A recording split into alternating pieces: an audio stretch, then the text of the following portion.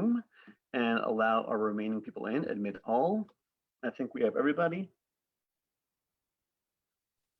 Okay, and let me just see where we are with our connection. Okay, here we are. We are live. We are live on Facebook, and I thank you all for joining us here tonight. My name is Rodney Hakim, and I thank you all for joining us. For those of you who are joining us for the very first time, again, my name is Rodney Hakim. I'm the voice behind the New York Shakespeare social media feeds, and our goal here with New York Shakespeare is to bring you as much Shakespeare as we can happening here in and around New York City. In the past weeks, in the past several months, we've had the distinct pleasure of bringing you dozens and dozens of wonderful interviews with some of the top names in the New York Shakespeare scene, a couple of whom are with us here tonight. In addition to that, we have our deep dive series in which we discuss a variety of different subjects. Join us next Monday night, that's a week from tonight, Monday, June 21st at 9 p.m. right here on our Facebook group, on Facebook Live, for a discussion of Shakespeare's fathers with a panel of wonderful guests.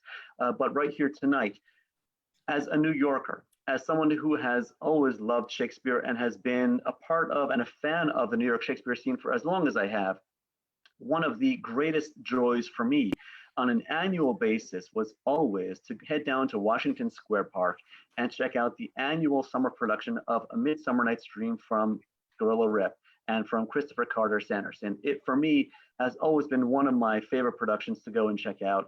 And as I've told Christopher many times during our various conversations, for me, the quality of that production never changed from year to year. It was always fantastic. The actors changed, but the quality did not. And we are thrilled to have that production that played in Washington Square Park in New York City, in downtown New York City for 25 years, reprised here tonight for you with many, many of the original cast members and a couple of new faces. So I turn it over to our director, to the head of Gorilla Rep, to the auteur, to Christopher Carter Sanderson, to give us our introduction for tonight's performance. Christopher, go ahead. Hello and welcome to Gorilla Rep's Midsummer Night's Dream. Over 25 years in Washington Square Park, I got to shout that with many of these wonderful faces around me. And we are fucking winging it tonight, baby. That's right. We didn't rehearse. We don't care. You know why? Because it's in our genes. We sweated it into ourselves. We're gonna just fucking rock these screens right now. You know, we're gonna get fucking uncork and do it. And the bad news is you have to put up with me playing Geas. The good news is Geas isn't in much of the play. That said, we are Gorilla Rep, and this is A Midsummer Night's Dream. Now, fair Hippolyta, our nuptial hour draws on apace. 4 happy days bring in another moon, but oh, methinks how slow this old moon wanes. She lingers my desires like to a stepdame or a dowager long, withering out a young man's revenue. 4 days will quickly steep themselves in night. 4 nights will quickly dream away the time. And then the moon, like a silver bow, new bent in heaven, shall behold the night of our celebrities. Oh, Philostrate, stir up the Athenian youth to merriments. Awake the pert and nimble spirit of mirth. Turn melancholy forth to funerals. The pale companion is not for our pomp. Hippolyta, I wooed thee with my sword, and won thy love doing thee injuries, but I will wed thee in another key, with pomp, with triumph, and with reveling. Happy be Theseus, our renowned duke. Thanks, good Aegeus. What's the news with thee? Full of vexation come I with complaint against my child, my daughter Hermia. Stand forth, Demetrius. My noble lord, this man hath my consent to marry her.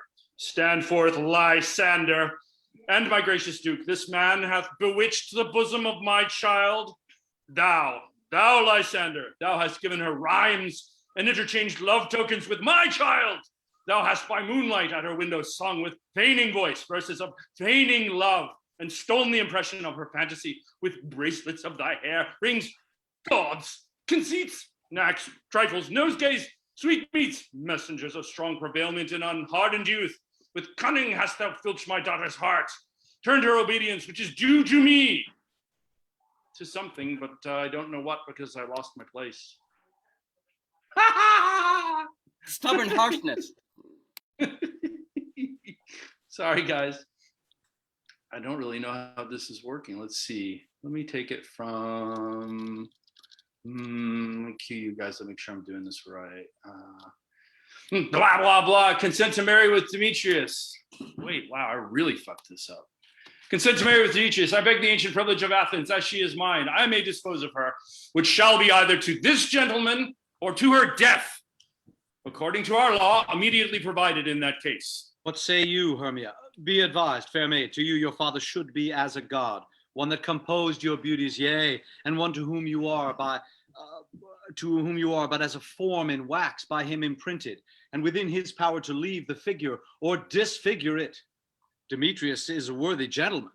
So is Lysander. In himself he is, but in this kind, wanting your father's voice, the other must be held the worthier. I would my father looked but with my eyes. Rather your eyes must with his judgment look. I do entreat your grace to pardon me. I know not by what power I am made bold, nor how it may concern my modesty in such a presence here to plead my thoughts. But I beseech your grace that I may know the worst that may befall me in this case, if I refuse to wed Demetrius. Either to die the death, or else to abjure forever the society of men. Therefore, fair Hermia, question your desires. Know of your youth, examine well your blood, whether, if you yield not to your father's choice, you can endure the livery of a nun. For I to be in shady cloister mewed, to live a barren sister all your life, chanting faint hymns to the cold, fruitless moon. Thrice blessed they that master so their blood to undergo such maiden pilgrimage, but earthlier happy is the rose distilled than that which, withering on the virgin thorn, grows, lives, and dies in single blessedness. So will I grow, so live, so die, my lord, ere I will yield my virgin patent up unto his lordship, whose unwished yoke my soul consents not to give sovereignty. Take time to pause. And by the next new moon, the sealing day betwixt my love and me, for everlasting bond of fellowship, upon that day, either prepare to die for disobedience to your father's will, or else to wed Demetrius as he would, or else on Diana's altar to protest for austerity and single life. Relent, sweet Hermia, and Lysander, yield thy crazed title to my certain right. You have her father's love, Demetrius. Let me have Hermia's. Do you marry him? Scornful Lysander, true he hath my love, and what is mine, my love shall render him. And she is mine, and all my right of her I do estate unto Demetrius. I am, my lord, as well derived as he, as well possessed. My love is more than his. My fortunes every way as fairly ranked, if not with vantage to Demetrius, and, which is more than all these boasts can be, I am beloved of beauteous Hermia. Why should not I then prosecute my right? Demetrius, I'll avouch it to his head, made love to Nader's daughter Helena, and won her soul, and she, sweet lady, devoutly dotes in idolatry upon this spotted and inconstant man. I must confess that I have heard so much, and with Demetrius thought to have spoke thereof. But, being overfull of self-affairs, my mind did lose it. But come, Demetrius, and come, Aegeus, you shall, Demetrius, come, and come, Aegeus, you shall go with me. I have some private schooling for you both. For you, fair Hermia, look you arm yourself to fit your fancies to your father's will, or else the law of Athens yields you up, which by no means we may extenuate, to death or a vow of single life. Come, my Hippolyta. What cheer, my love? Demetrius and Aegeus, go along. I must confer with you, I must employ you in some business against our nuptial, and confer with you of something nearly that concerns yourselves.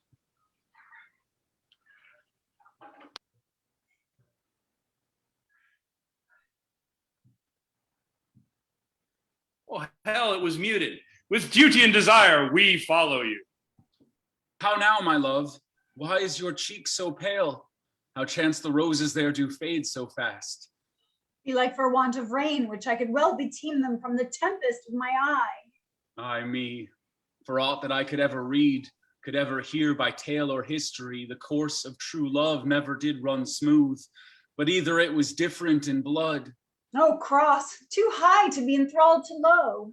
or else misgrafted in respect of years, Oh, spite, too old to be engaged to young. or else it stood upon the choice of friends. Oh, hell, to choose love by another's eyes. Or if there were a sympathy in choice, war, death, or sickness did lay siege to it, making it momentary as a sound, swift as a shadow, short as any dream, brief as the lightning in the collied night, that ere a man hath power to say, behold, the jaws of darkness do devour it up, so quick bright things come to confusion. If then true lovers have been ever crossed, it stands as an edict in destiny. Then let us teach our child patience, because it is a customary cross, as due to love as thoughts and dreams and sighs, wishes and tears, poor fancy's followers. A good persuasion. Therefore hear me, Hermia. I have a widow aunt, a dowager of great revenue, and she hath no child. From Athens is her house remote 7 leagues, and she respects me as her only son. There, gentle Hermia, may I marry thee. And to that place the sharp Athenian law cannot pursue us. If thou lovest me, then steal forth thy father's house tomorrow night, and in the wood, a league without the town, where I did meet thee once with Helena to do observance to a morn of May, there will I stay for thee.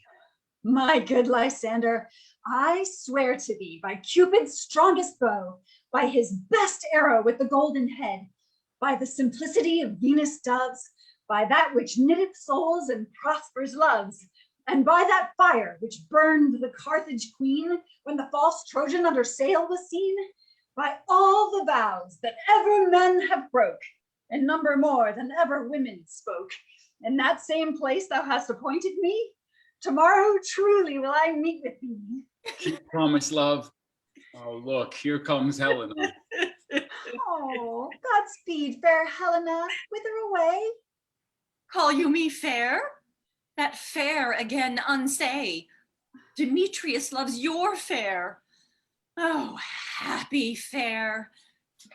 Your eyes are lodestars, and your tongue's sweet air more tunable than lark to shepherd's ear when wheat is green, when hawthorn buds appear. Sickness is catching. Oh, were favor so. Yours would I catch, fair Hermia, ere I go. My ear should catch your voice, my eye your eye, my tongue should catch your tongue's sweet melody. Were the world mine, Demetrius being baited, the rest I'd give to be to you translated. Oh, teach me how you look, and with what art you sway the motion of Demetrius' heart. I frown upon him, yet he loves me still. Oh, that your frowns would teach my smiles such skill. I give him curses, yet he gives me love. Oh, that my prayers could such affection move. The more I hate, the more he follows me. The more I love, the more he hateth me. His folly, Helena, is no fault of mine. None but your beauty, but that fault were mine. Take comfort. He no more shall see my face. Lysander and myself will fly this place. Before the time I did Lysander see, seemed Athens as a paradise to me. Oh, then what graces in my love do dwell, that he hath turned a heaven unto a hell. Helen, to you our minds we will unfold. Tomorrow night, when Phoebe doth behold her silver visage in the watery glass, decking with liquid pearl the bladed grass, a time that lovers' flights doth still conceal, through Athens' gates have we devised to steal. And in the wood, where often you and I upon faint primrose beds were wont to lie, emptying our bosoms of their counsel sweet, there my Lysander and myself shall meet, and thence from Athens turn away our eyes to seek new friends and stranger companies. Farewell, sweet playfellow, pray thou for us, and good luck grant thee thy Demetrius. Keep word, Lysander, we must starve our sight from lovers' food till morrow deep midnight. I will, my Hermia. Helena, adieu, as you on him, Demetrius dote on you. How happy some or other some can be. Through Athens I am thought as fair as she, but what of that? Demetrius thinks not so. He will not know what all but he do know. And as he errs, doting on Hermia's eyes, so I, admiring of his qualities. Things base and wild, holding no quantity, love can transpose to form and dignity. Love looks not with the eyes, but with the mind, and therefore is winged Cupid painted blind. Nor hath love's mind of any judgment taste, wings and no eyes figure unheedy haste. And therefore is love said to be a child, because in choice he is so oft beguiled. As waggish boys in game themselves forswear, so the boy love is perjured everywhere. For ere Demetrius looked on Hermia's eyne, he hailed down oaths that he was only mine. And when this hail some heat from Hermia felt, so he dissolved, and showers of oaths did melt. I will go tell him of fair Hermia's flight. Then to the wood will he tomorrow night pursue her. And for this intelligence, if I have thanks, it is a dear expense. But herein mean I to enrich my pain, to have his sight thither and back again. Is all our company here? You were best to call them generally, man by man, according to the script. Here is the scroll of every man's name which is thought fit through all Athens to play in our interlude before the Duke and the Duchess on his wedding day at night. First, good Peter Quince, say what the play treats on, then read the names of the actors, and so grow to a point. Harry, our play is the most lamentable comedy and most cruel death of Pyramus and Thisbe. A very good piece of work, I assure you, and Mary. Now, good Peter Quince, call forth your actors by the scroll. Masters, spread yourselves. Answer as I call you, Nick Bottom the Weaver. Ready, name, report, I am for and proceed. You, Nick Bottom, are set down for Pyramus. Ooh, what is Pyramus? A lover or a tyrant? A lover that kills himself most gallant for love. Oh, that will have some tears in the true performing of it. If I do it, let the audience look to their eyes. I will move storms. I will condole in some measure. To the rest. Yet my chief humor is for a tyrant. I could play Hercules rarely, or a part to tear a cat in, to make all split.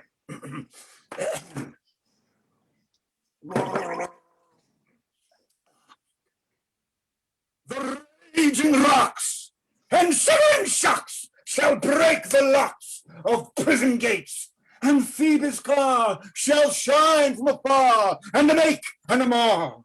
The foolish fates. This was lofty. Now name the rest of the players. Oh, this is Hercules' vein, a tyrant's vein. A lover is more condoling.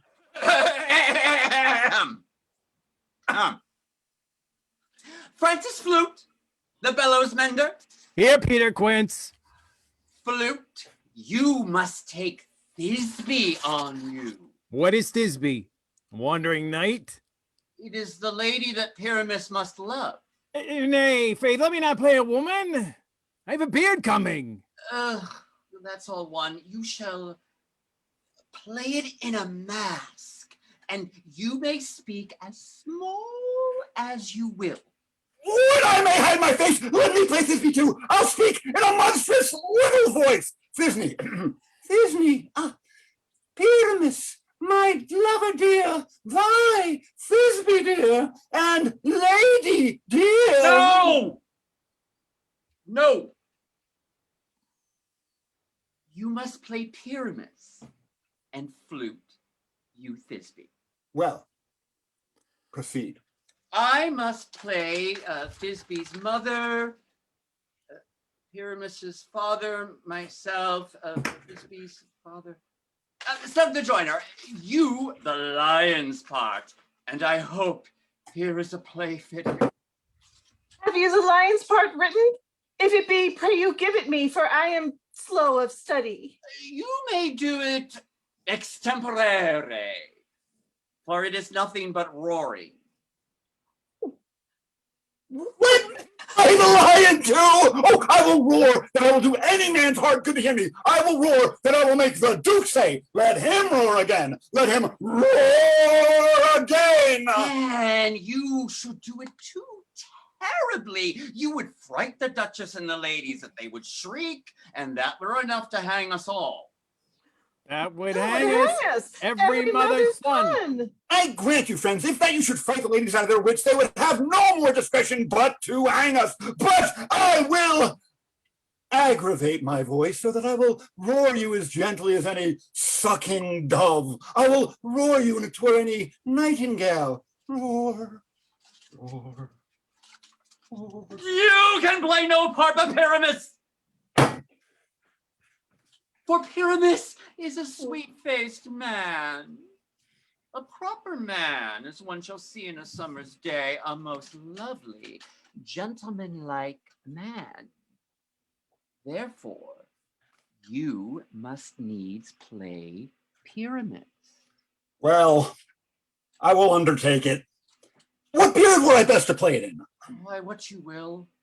I will discharge it in either your straw color beard, your orange tawny beard, your purple and gray beard, or your French crown couleur beard, your perfect yellow. Some of your French crowns have no hair at all, and then you will play it barefaced. Ba-dum-bum-bum. Masters, here are your parts, and I am to entreat you, request you, and desire you to con them by tomorrow night and meet me in the palace wood, a mile without the town, by moonlight. There we will rehearse. For if we meet in the city, we shall be dogged with company and our devices known. In the meantime, I will draw a bill of property such as our play wants. I pray you, fail me not. We will meet, and there we may rehearse most obscenely and courageously. Take pains, be perfect. Adieu. Adieu. Adieu. At the Duke's Oak we meet. Enough! Hold or cut bowstrings! How now, spirit? Whither wander you?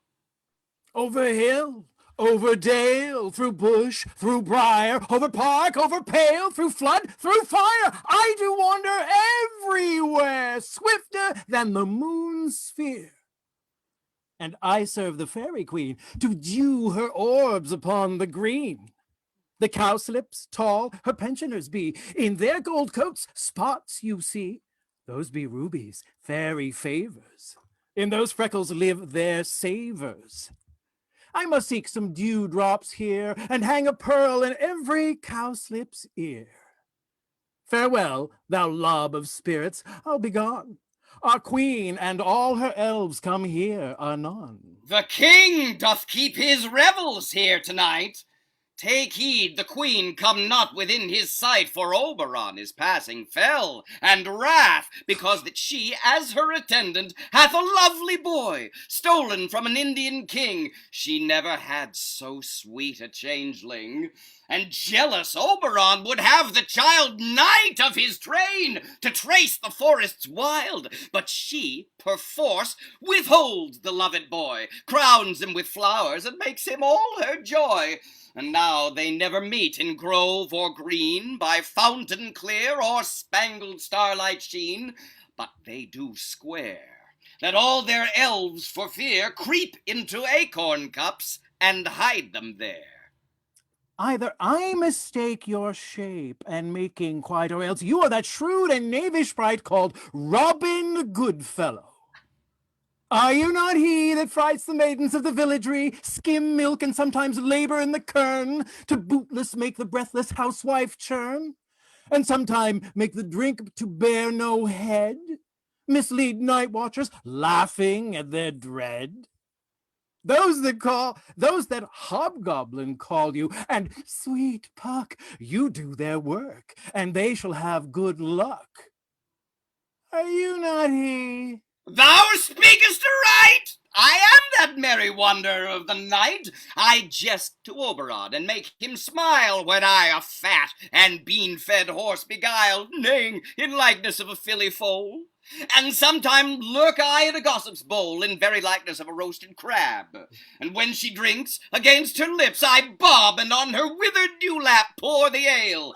The wisest at, telling the saddest tale, sometime for 3-foot stool mistaketh me. Then slip I from her bum, down topples she, and Taylor cries, and falls into a cough, and then the whole choir hold their hips and laugh, and wax it in their mirth, and knees, and swear a merrier hour was never wasted there. But room, fairy, here comes Oberon. And here my mistress. Would that he were gone. Ill met by moonlight, proud Titania. What? Jealous Oberon. Fairy, skip hence. I have forsworn his bed and company. Tarry, rash wanton, and not I thy lord. Then I must be thy lady. But I know, when thou hast stolen away from fairyland, and in the shape of Corin sat all day, playing on pipes of corn and versing love to amorous Phillida, why art thou here, come from a farthest step of India? But that forsooth, the bouncing Amazon, your buskin mistress and your warrior love, to Theseus must be wedded, and you come to give their bed joy and prosperity. How canst thou thus, for shame, Titania, glance at my credit with Hippolyta, knowing I know thy love to Theseus? Didst thou not lead him through the glimmering night from Perigenia, whom he ravished, and make him with fair Aedes break his faith with Ariadne, with Antiope? These are the forgeries of jealousy. And never since the middle summer spring met we on hill, in dale, forest or mead, by paved fountain or by rushy brook, or in the beached margent of the sea, to dance our ringlets to the whistling wind, but with thy brawls thou hast disturbed our sport. Therefore the winds, piping to us in vain, as in revenge have sucked up from the sea contagious fogs, which falling in the land hath every pelting river made so proud that they have overborne their countenance. The ox hath therefore stretched his yoke in vain, the plowman lost his sweat, and the green corn hath rotted ere his youth attained a beard. The fold stands empty in the drowned field, and crows are fatted with the Murrian flock. The 9 men's morris is filled up with mud, and the quaint mazes in the wanton green for lack of tread are undistinguishable. The human mortals want their winter cheer. No night is now with hymn or carol blessed. Therefore, the moon, the governess of floods, pale in her anger, washes all the air, that rheumatic diseases do abound. And throughout this distemperature, we see the seasons alter, hoary-headed frosts, far in the fresh lap of the crimson rose, and on old Heim's thin and icy crown, an odorous chaplet of sweet summer buds is as in mockery set. The spring, the summer, the childing autumn, angry winter, change their wanton liveries, and the mazed world by their increase now knows not which is which.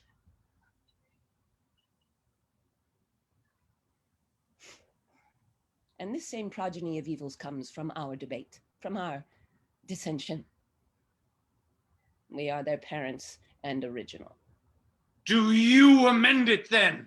It lies in you. Why should Titania cross her Oberon? I do but beg a little changeling boy to be my henchman. Set your heart at rest. The fairyland buys not the child of me.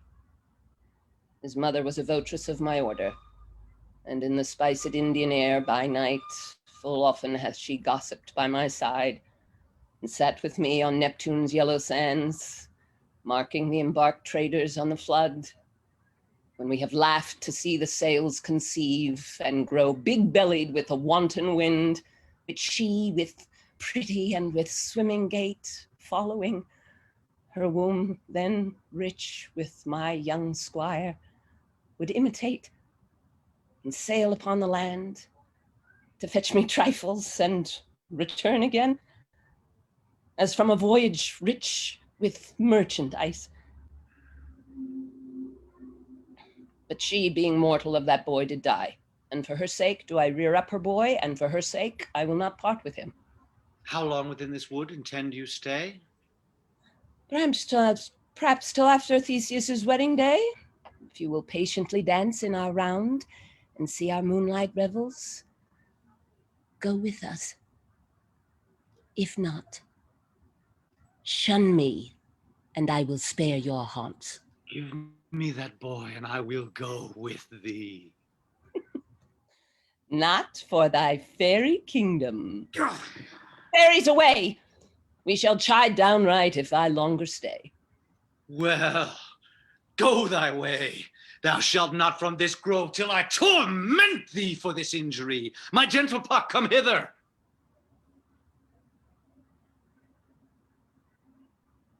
Thou rememberest, since once I sat upon a promontory and heard a mermaid on a dolphin's back uttering such dulcet and harmonious breath that the rude sea grew civil at her song, and certain stars shot madly from their spheres to hear the sea maid's music.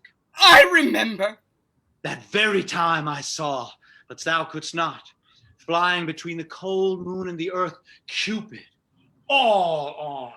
A certain aim he took at a fair vestal, throned by the west, and loosed his love shaft smartly from his bow, as it should pierce 100,000 hearts. But I might see young Cupid's fiery shaft quenched in the chaste beams of the watery moon, and the imperial votaress passed on in maiden meditation, fancy free.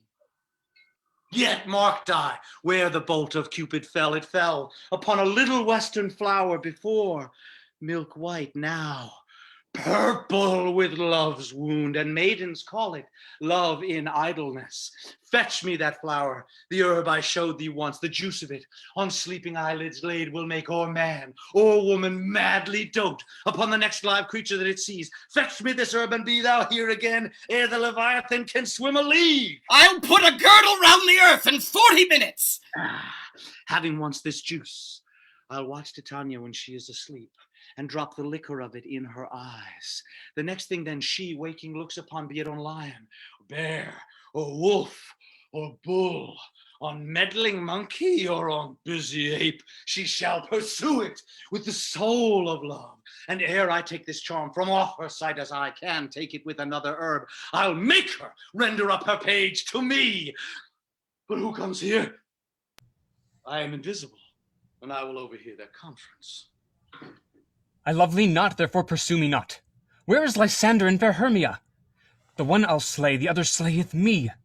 Thou toldst me they were stolen unto this wood, and here am I, and wood within this wood, because I cannot meet my Hermia. Hence get thee gone, and follow me no more.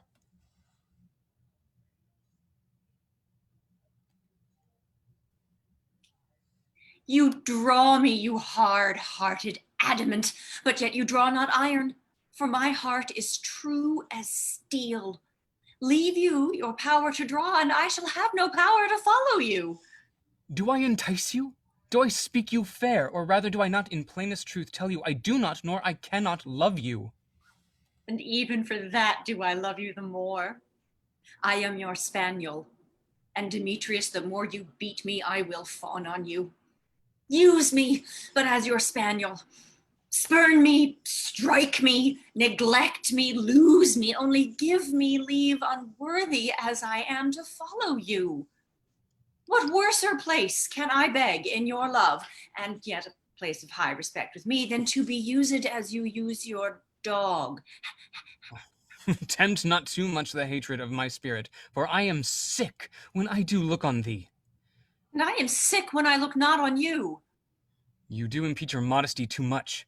To leave the city and commit yourself unto the hands of one that loves you not, to trust the opportunity of night and the ill counsel of a desert place with the rich worth of your virginity. Your virtue is my privilege, for that it is not night when I do see your face. Therefore I think I am not in the night. Nor doth this wood lack worlds of company, for you in my respect are all the world. Then how can it be said I am alone when all the world is here to look on me? I'll run from thee and hide me in the brakes, and leave thee here to the mercy of wild beasts. The wildest hath not such a heart as you. Run when you will, the story shall be changed. Apollo flies, and Daphne holds the chase. The dove pursues the griffin. The mild hind makes speed to catch the tiger. Bootless speed when cowardice pursues and valor flies. I will not stay thy questions. Let me go! Or if thou follow me, do not believe, but I shall do thee mischief in the wood. Aye, in the temple, in the town, the field you do me mischief. Fie, Demetrius! Your wrongs do set a scandal on my sex. We cannot fight for love as men may do. We should be wooed, and we're not made to woo. I'll follow thee, and make a heaven of hell, to die upon the hand I love so well. Fare thee well, nymph. Ere he do leave this grove, thou shalt fly him, and he shall seek thy love. Hast thou the flower there? Welcome, wanderer. Aye, there it is. I pray thee, give it me.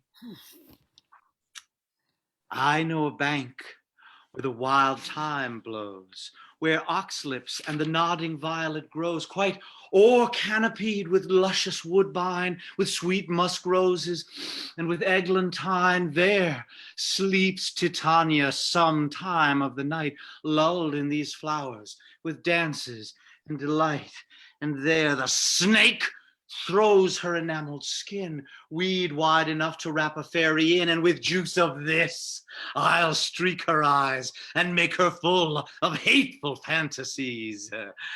Take thou some of it, and seek through this grove. A sweet Athenian lady is in love with a disdainful youth. Anoint his eyes, but do it when the next thing he espies may be the lady. Thou shalt know the man by the Athenian garments he hath on. Effect it with some care, that he may prove more fond on her than she upon her love. And look thou meet me ere the first cock crow. Fear not, my lord, your servant shall do so.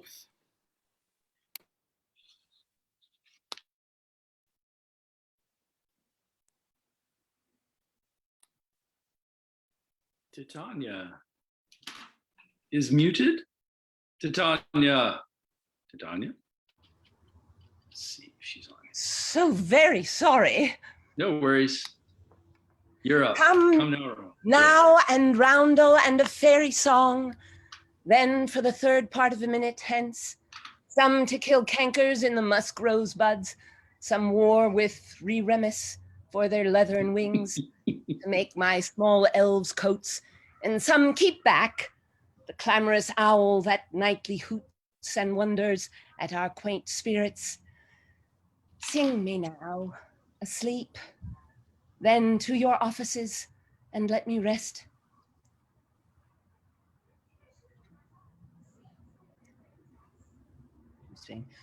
You spotted snakes with double tongue, thorny hedgehogs, be not seen, newt.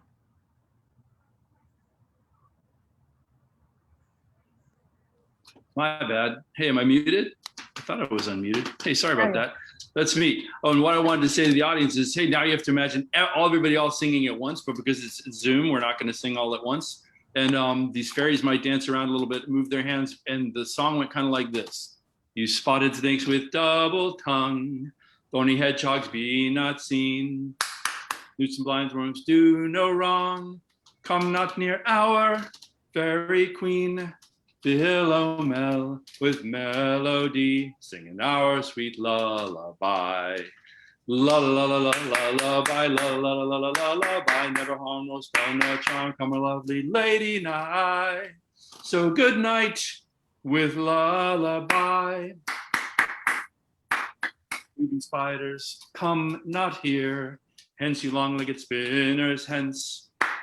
Needles black approach not near.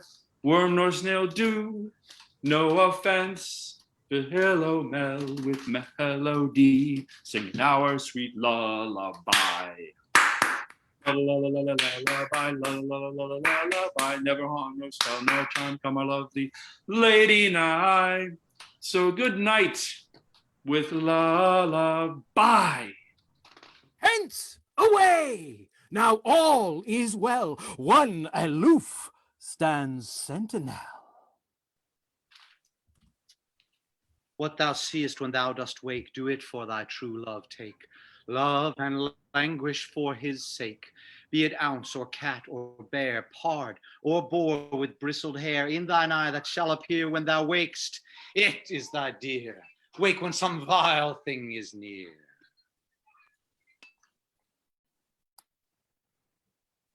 Fair love, you faint with wandering in the wood, and to speak troth, I have forgot our way. Will rest us, Hermia, if you think it good, and tarry for the comfort of the day. Be it so, Lysander, find you out of bed, for I upon this bank will rest my head. One turf shall serve as pillow for us both. One heart, one bed, two bosoms, and one troth. Nay, good Lysander, for my sake, my dear, lie further off yet, do not lie so near. Oh, take the sense sweet of my innocence. Love takes the meaning in love's conference. I mean that my heart unto yours is knit, so that but one heart we could make of it. Two bosoms interchained with an oath, so then two bosoms in a single troth. Then by your side no bedroom me deny, for lying so, Hermia, I do not lie. Lysander riddles very prettily. Now, much beshrew my manners and my pride if Hermia meant to say Lysander lied. But gentle friend, for love and courtesy, lie further off in human modesty. Such separation as may well be said becomes a virtuous bachelor and a maid. So far be distant. And good night, sweet friend. Thy love ne'er altered till thy sweet life end. Amen. Amen to that sweet prayer, say I, and then end life when I end loyalty. Here is my bed. Sleep give thee all thy rest. With half that wish, the wisher's eyes be pressed. Through the forest have I gone, but Athenian found I none, on whose eyes I might approve this flower's force in stirring love. Night and silence. Who is here? Weeds of Athens he doth wear. This is he, my master said, despised the Athenian maid. And hear the maiden sleeping sound on the dank and dirty ground. Pretty soul, she durst not lie near this lack love, this kill courtesy. Churl, upon thy eyes I throw all the power this charm doth owe. When thou wakest, let love forbid sleep his seat on thy eyelid. So awake when I am gone, for I must now to Oberon. Stay, though thou kill me, sweet Demetrius. I charge thee hence, and do not haunt me thus. Oh, wilt thou, darkling, leave me? Do not so. Stay. On thy peril, I alone will go. Oh, I'm out of breath in this fond chase. The more my prayer, the lesser is my grace. Happy is Hermia wheresoe'er she lies, for she hath blessed and attractive eyes. How came her eyes so bright? Not with salt tears. If so, my eyes are oftener washed than hers. No, no, I am as ugly as a bear. For beasts that meet me run away for fear. Therefore no marvel though Demetrius do as a monster fly my presence thus. What wicked and dissembling glass of mine made me compare with Hermia's sphery eyne? But who is here? Lysander, on the ground, dead or asleep? I see no blood, no wound. Lysander, If you live, good sir, awake. And run through fire I will for thy sweet sake. Where is Demetrius? Oh, how transparent Helena, nature shows art that through thy bosom makes me see thy heart. Where is Demetrius? Oh, how fit a word is that vile name to perish on my sword. Do not say so, Lysander, say not so. What though he love your Hermia? Lord, what though? Yet Hermia still loves you, then be content. Content with Hermia? No, I do repent the tedious minutes I with her have spent. Not Hermia, but Helena I love, who will not change a raven with a dove. The will of man is by his reason swayed, and reason says you are the worthier maid. Things growing are not ripe until their season, so I, being young till now, not ripe till reason, and touching now the point of human skill, reason becomes the marshal to my will, and leads me to your eyes, where I overlook love's stories written in love's richest book. Wherefore was I to this keen mockery born? When at your hands did I deserve this scorn? Is not enough, young man, that I did never, no, nor never can, deserve a sweet look from Demetrius' eye, but you must flout my insufficiency? Good troth you do me wrong, good sooth you do, in such disdainful manner me to woo. But fare you well. Perforce, I must confess, I thought you lord of more true gentleness. Oh, that a lady of one man refused should of another therefore be abused. She sees not, Hermia. Hermia, sleep thou there, and never mayst thou come Lysander near. For as a surfeit of the sweetest things, the deepest loathing to the stomach brings, or as the heresies that men do leave are hated most of those they did deceive, so thou, my surfeit and my heresy, of all be hated but the most of me, and all my powers addressed your love and might, to honor Helen and to be her knight. Ah, my Lysander, how I did I the serpent for my breast?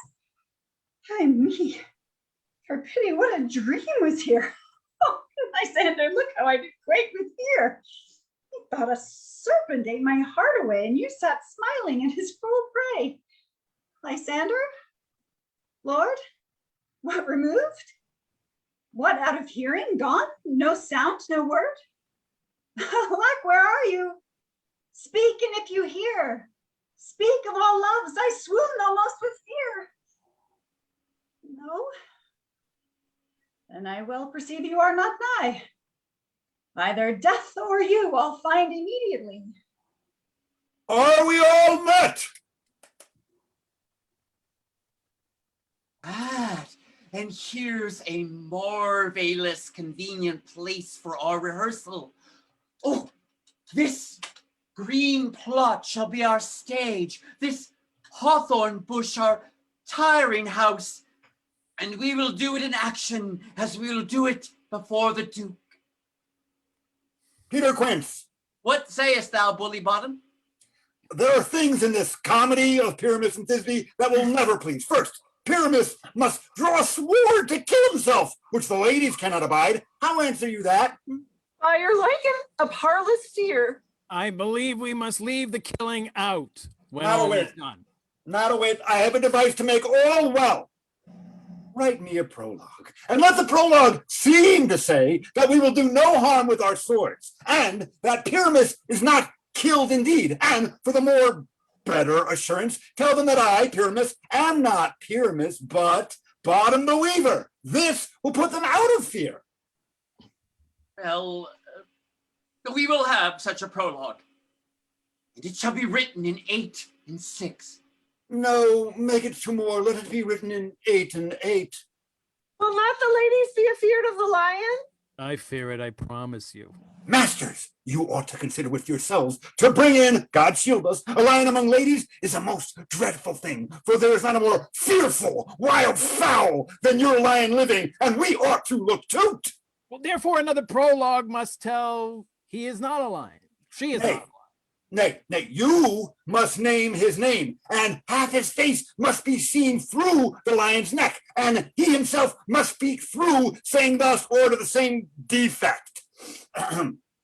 Ladies, or fair ladies, I would wish you, or I would request you, or I would entreat you, not to fear, not to tremble, my life for yours. If you think I come hither as a lion, it were pity of my life. No, I am no such thing. I am a woman, as other women are, and there indeed, let her name her name and tell them plainly that she is Snug the Joiner. Well, it shall be so.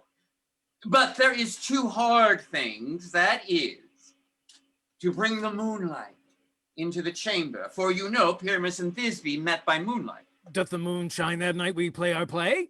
A calendar! A calendar! Find out moonshine! Find out moonshine! Yes, it doth shine that night. Oh, why then may you leave a casement of the great chamber window where we play open, and the moon may shine in at the casement. Or else, one must come in with a bush of thorns and a lanthorn, and say he comes to disfigure or to present the person of moonshine. Then there is another thing. We must have a wall in the great chamber, for Pyramus and Thisbe, says the story, did talk through the crack of a wall. You can never bring in a wall. What say you, Bottom? Some man or other must present wall, and let him have some plaster or some loam or some rough cast about him to signify wall, and let him hold his fingers, let her hold her fingers thus, and through that cranny shall Pyramus and Thisbe whisper. If that may be, then all is well. Come, sit down, every mother's son, and rehearse your parts. Pyramus, you begin.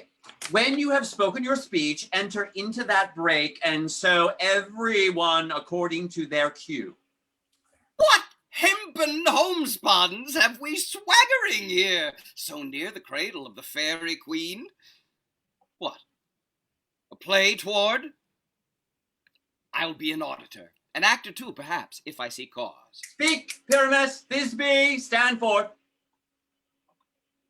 Thisbe, the flowers of odious savor sweet. Odors, savors sweet. So hath thy breath, my dearest Thisbe dear. But hark, a voice, stay thou but here a while, and by I will to thee appear. A stranger Pyramus than e'er played here. Must I speak now? Lady Mary, must you? For you must understand, he goes but to see a noise that he heard and is to come again.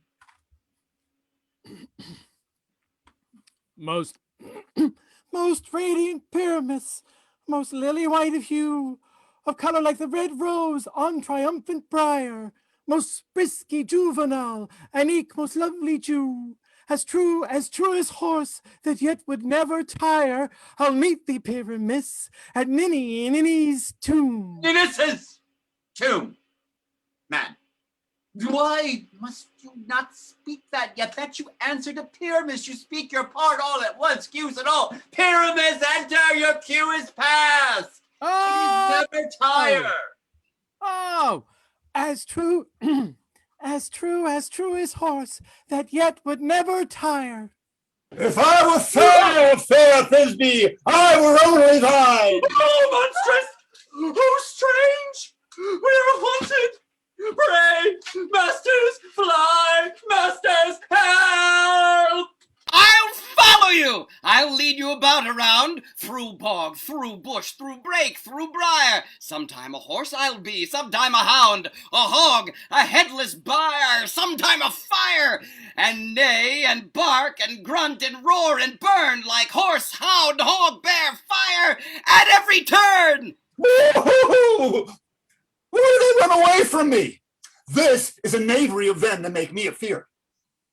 Oh, Bottom, thou art changed. What do I see on thee? What do you see? You see an asset of your own, do you? Bless thee, bottom. Bless thee. Thou art translated. I see their knavery. This is to make an ass of me, to frighten me, if they could. But I will not stir from this place. Do what they can. I will walk up and down here, and I will sing that they shall hear that I am not afeared. The ousel-cock, so black of hue with orange tawny bill, the throstle with his note so true, the wren with little quill.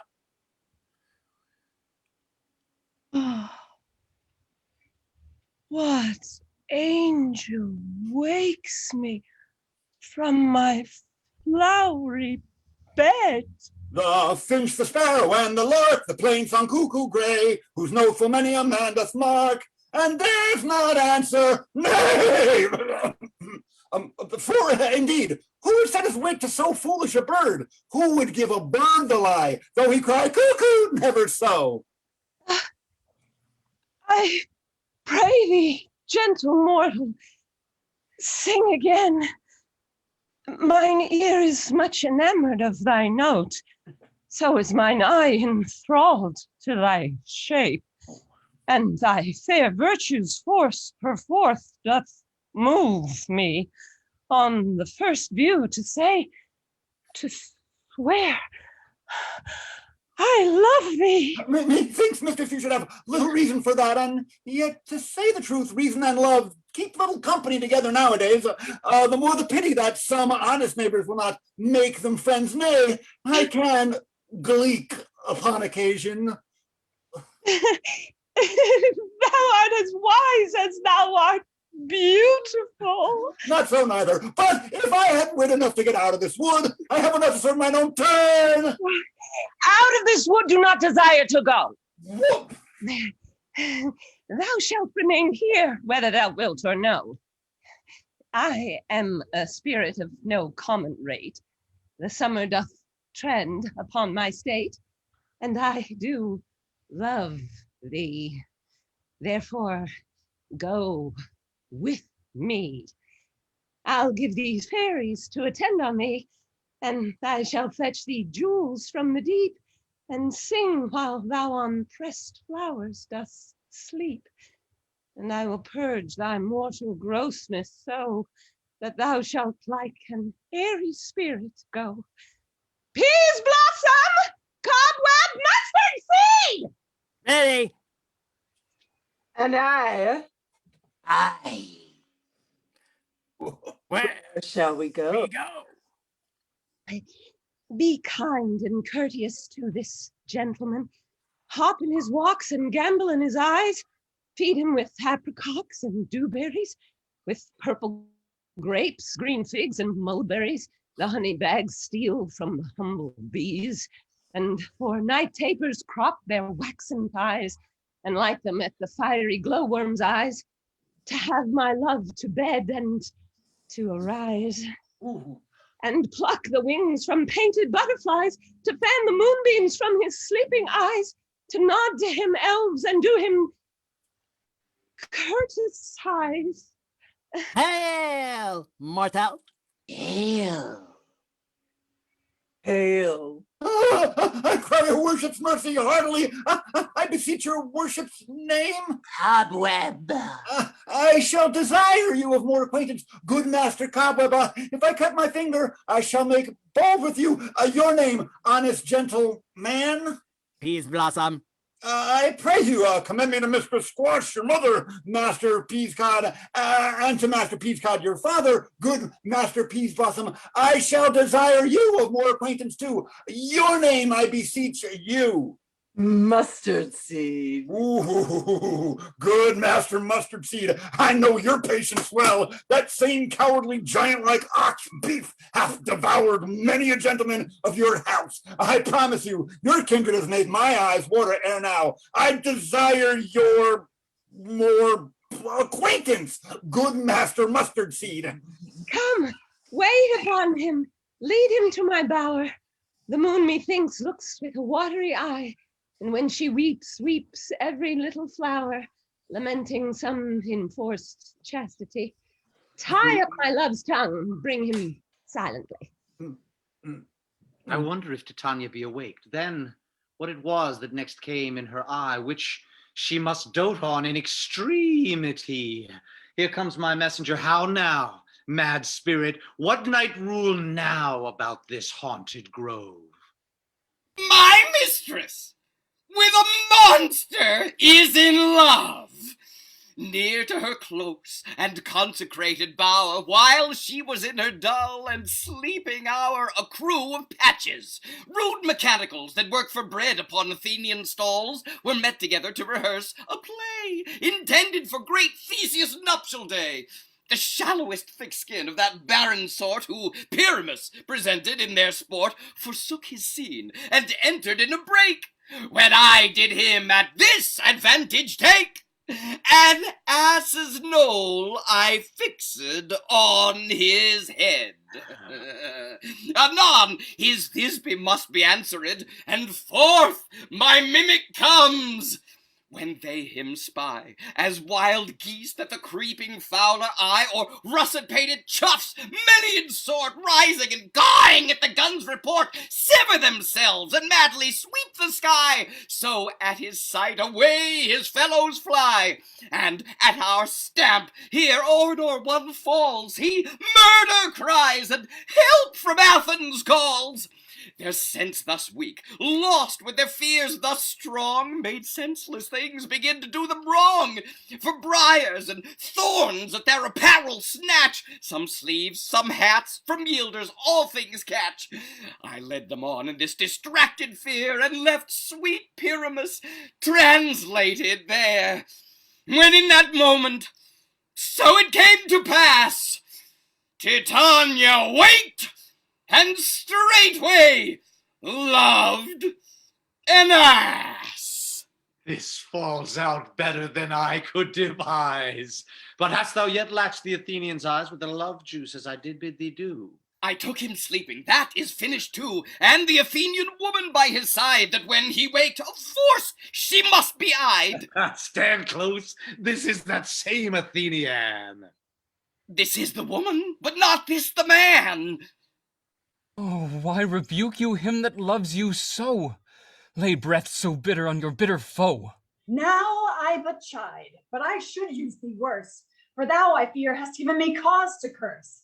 If thou hast slain Lysander in his sleep, being o'er shoes and blood, plunge in the deep and kill me too. The sun was not so true unto the day as he to me.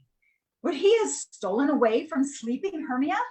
I'll believe as soon this whole earth may be bored, and that the moon may through the center creep, and so displease her brother's noontide with the Antipodes. It cannot be but thou hast murdered him. So should a murderer look, so dead, so grim. So should the murdered look, and so should I, pierced through the heart with your stern cruelty.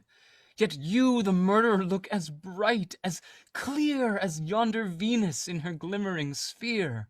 What's this to my Lysander? Where is he? Good Demetrius, wilt thou give him me? I had rather give his carcass to my hounds. Out, dog! Out, cur! Thou drivest me past the bounds of maiden's patience. Hast thou slain him then? Henceforth be never numbered among men. Oh, once tell true even for my sake. Durst thou have looked upon him being awake, and hast thou killed him sleeping? Oh, brave touch! Could not a worm, an adder, do so much? An adder did it, for with doubler tongue than thine, thou serpents, never adder stung. You spend your passion on a misreprised mood.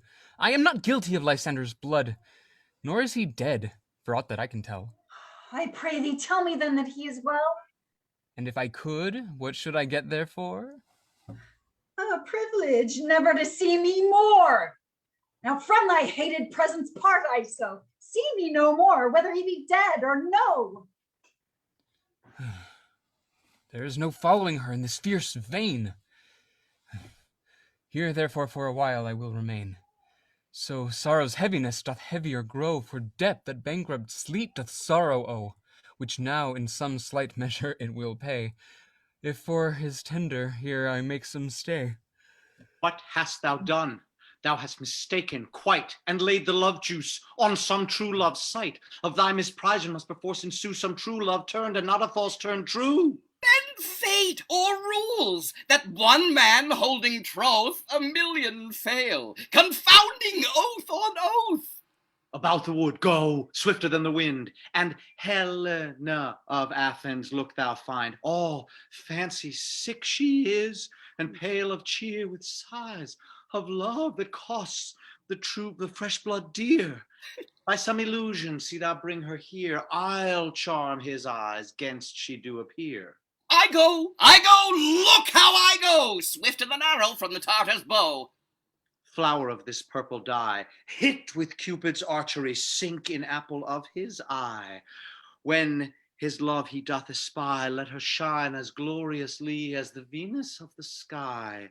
When thou wakest, if she be by, beg of her for remedy. Captain of our fairy band, Helena is here at hand, and the youth mistook by me, pleading for a lover's fee. Shall we their fond pageant see? Lord, what fools these mortals be!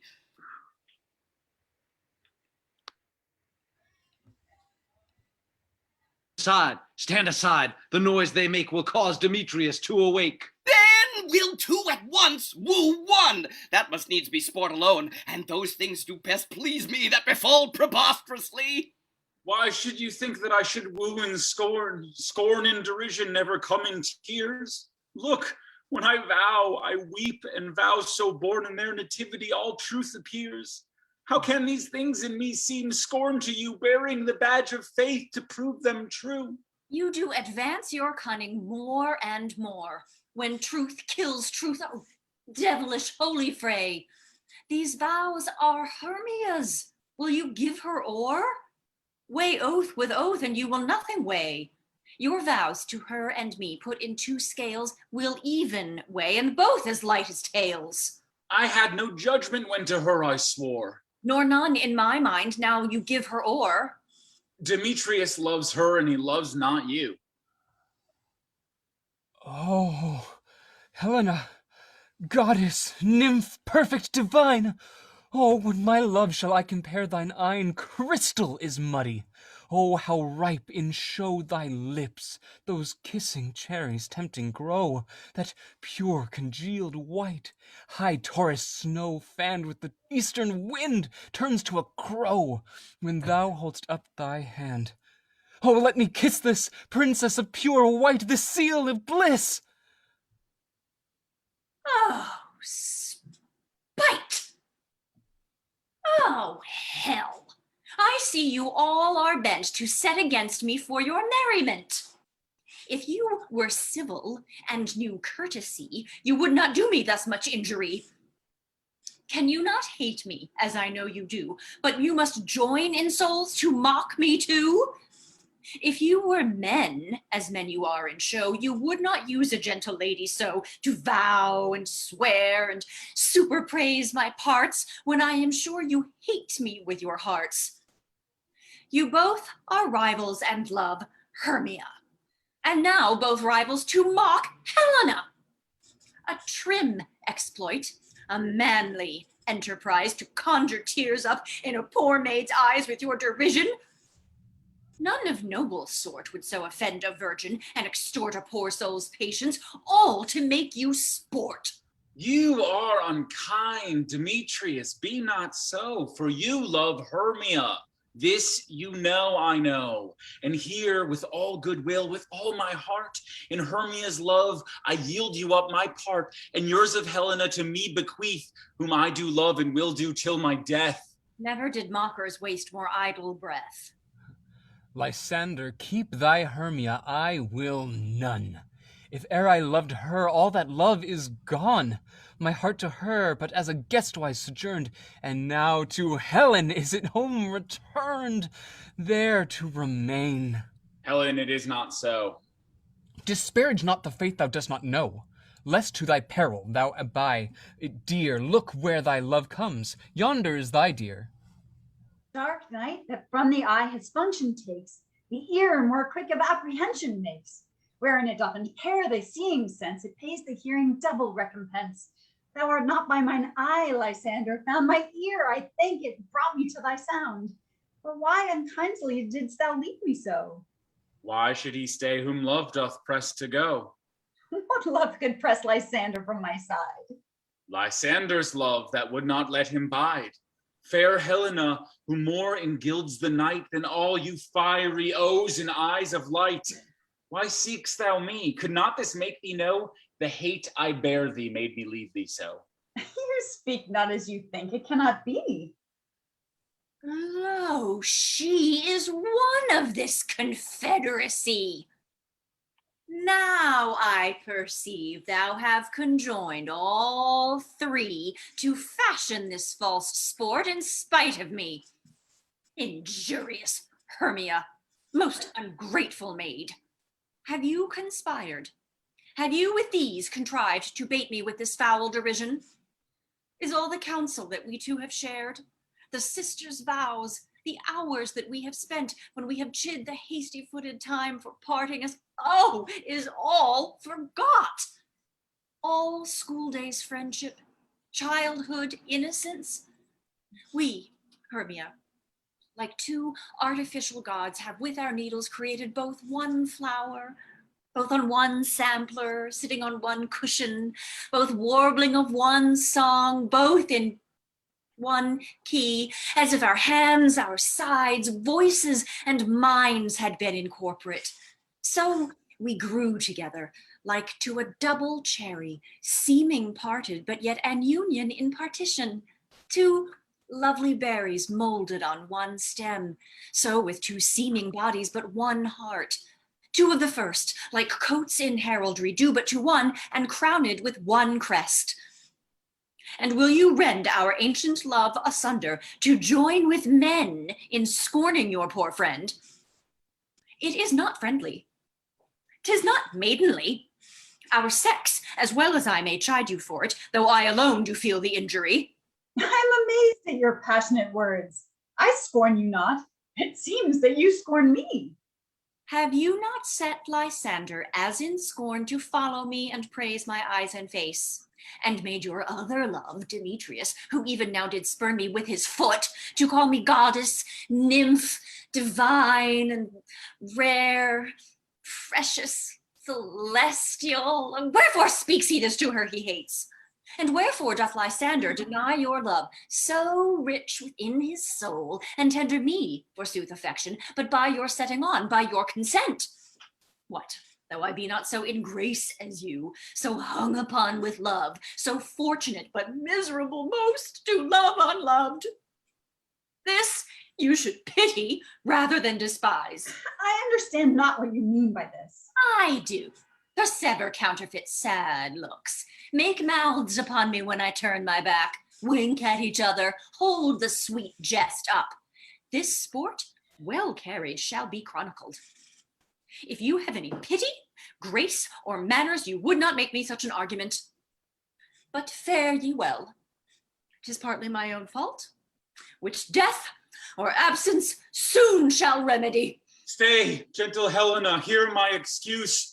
My love, my life, my soul, fair Helena. Oh, excellent.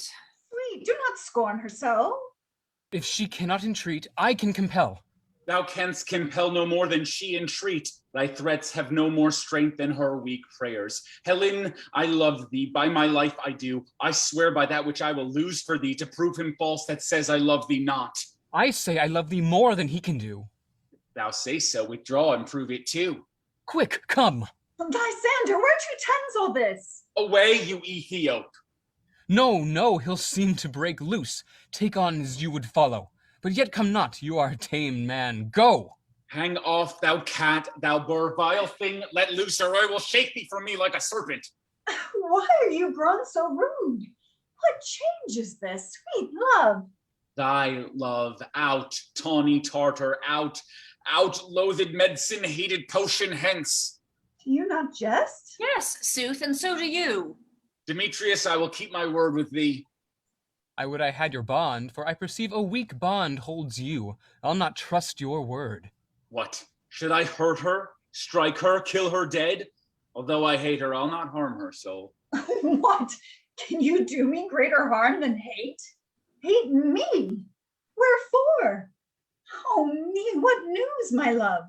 Am not I Hermia? Are not you Lysander?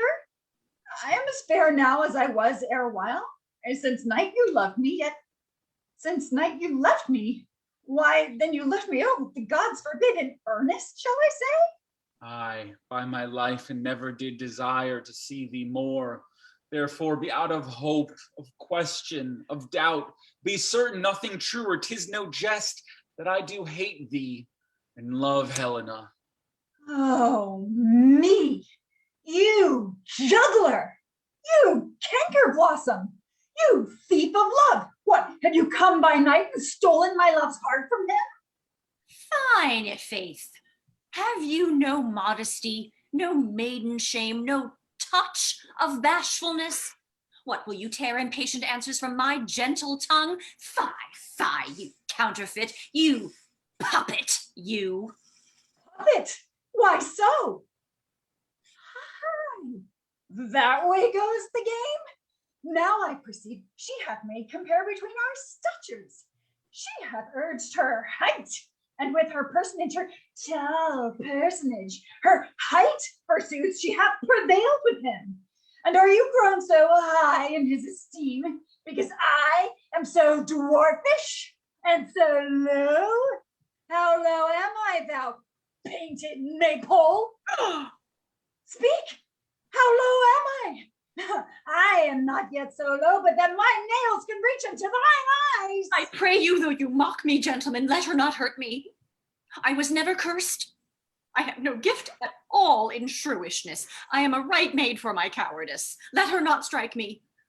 You perhaps may think because she is something lower than myself that I can match her. Lower, hark again. Good Hermia, do not be so bitter with me. I evermore did love you, Hermia. Did ever keep your counsels, never wronged you, save that in love unto Demetrius I told him of your stealth unto this wood. He followed you, for love I followed him, but he hath chid me hence, and threatened me to strike me, spurn me, nay, to kill me too. And now, so you will let me quiet go, to Athens will I bear my folly back, and follow you no further. Let me go. You see how simple and how fond I am? Why get you gone? Who is that hinders you? A foolish heart that I leave here behind. What, with Lysander? With Demetrius. Be not afraid, she shall not harm thee, Helena.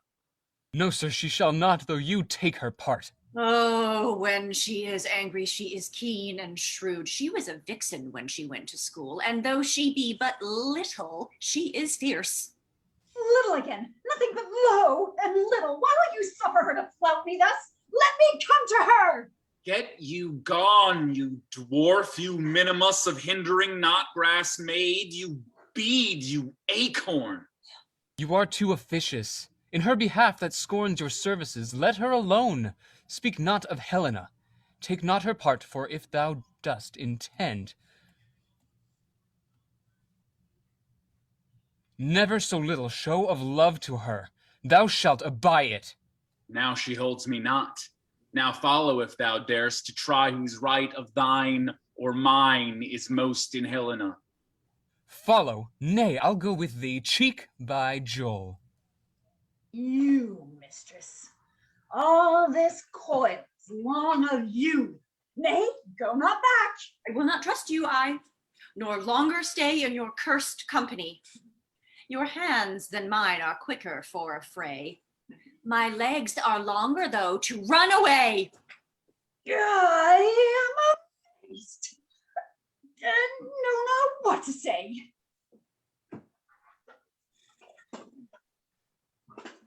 This is thy negligence. Still thou mistakest, or else committest thy knaveries willfully. Believe me, king of shadows, I mistook. Did not you tell me I should know the man by the Athenian garment he had on? And so far blameless proves my enterprise, as I have anointed an Athenian's eyes. And so far am I glad it so did sort, as this their jangling I esteem a sport.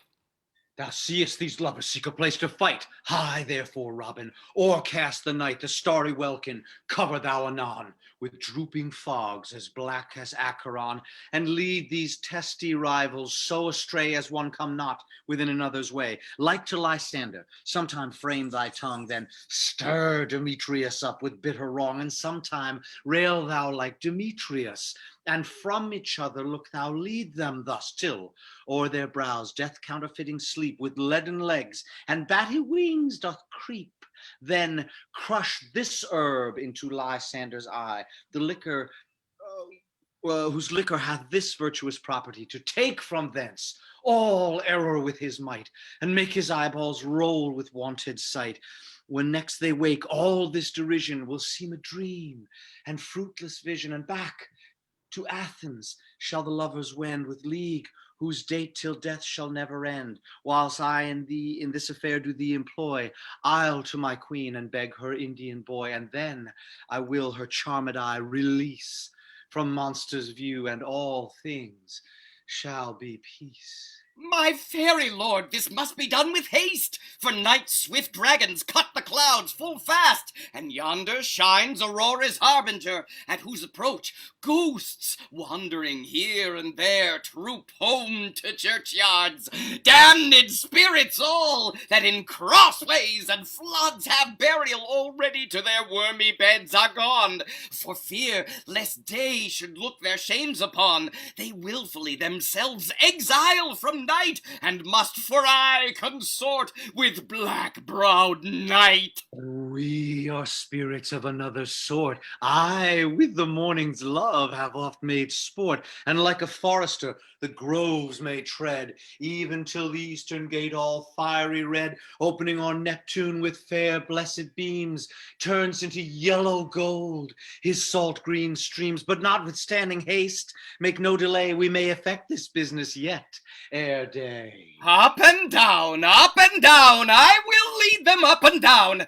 I am feared in field and town. Goblin, lead them up and down. Here comes one. Where art thou, proud Demetrius? Speak thou now. Here, villain, drawn and ready. Where art thou? Thou. I will be with thee straight. Follow me then to plainer ground. Hound. Lysander, speak again. Thou runaway, thou coward, art thou fled? Speak, in some bush where dost thou hide thy head? Thou, coward, art thou bragging to the stars, telling the bushes that thou look'st for wars, and wilt not come? Come, recreant, come, thou child, I'll whip thee with a rod. He is defiled that draws a sword on thee. Yea, art thou there? Follow my voice, we'll try no manhood here. He goes before me and still dares me on. When I come where he calls, then he is gone. The villain is much lighter heeled than I. I followed fast, but faster he did fly. That fallen am I in dark, uneven way, and here will rest me. Come, thou gentle day, for if but once thou show me thy gray light, I'll find Demetrius and revenge this spite.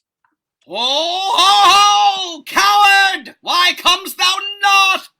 Abide me, if thou darest, for well I wot thou runn'st before me, shifting every place thou darest not stand, nor look me in the face. Where art thou now? Come hither, I'm here.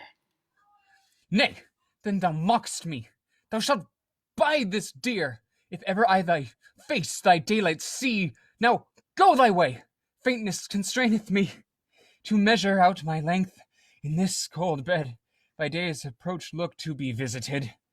Lies down and sleeps.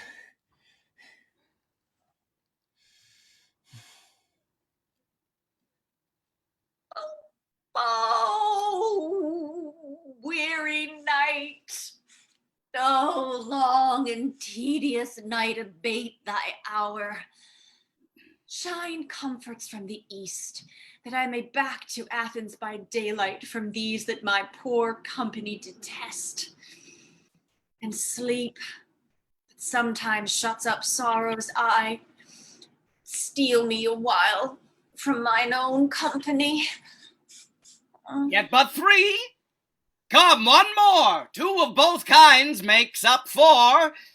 Here she comes, cursed and sad. Cupid is a knavish lad, thus to make poor females mad. Never so weary, never so in woe, dabbled with the dew and torn with the briars. I can no further crawl, no further go. My legs can keep no pace with my desires. Here will I rest me till the break of day. Heavens, shield Lysander if they mean a fray. On the ground, sleep sound.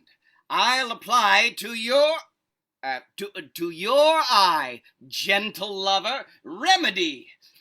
When thou wakest, let love forbid. Thou takes true light, thou takes true delight in the sight of thy former lady's eye. And the country proverb known that every man should take his own in your waking shall be shown. Jack shall have Jill, naught shall go ill, the man shall have his mare again, and all shall be well.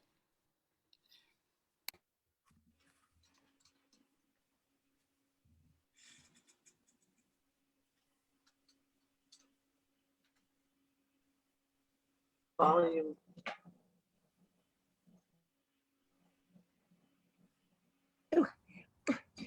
Come, sit thee down upon this flowery bed, while I thy amiable cheeks do coy, and stick musk roses in thy sleek, smooth head, and kiss thy fair large ears, my gentle joy. Where's Peas Blossom? Ready. Scratch my head, Peas Blossom. Where's Monsieur Cobweb? Monsieur Cobweb, good monsieur, get your weapons in your hand and kill me a red-hipped humblebee on the top of a thistle, and good monsieur, bring me the honey bag. Do not fret yourself too much in the action, monsieur, and good monsieur, have a care the honey bag break not. I would be loath to have you overflown with a honey bag, signor. Where's Monsieur Mustard Seed? Ready. Give me your nief, Monsieur Mustard Seed. Pray you, leave your courtesy, good monsieur. What's your will? Nothing, good monsieur, but to help Cavalier Cobweb to scratch. Ugh, I must to the barber's, monsieur, for methinks I am marvelous hairy about the face, and I am such a tender ass, if my hair do but tickle me, I must scratch. What, wilt thou hear some music, my sweet love? Oh, I have a reasonable good ear in music. Let's have the tongs and the bones.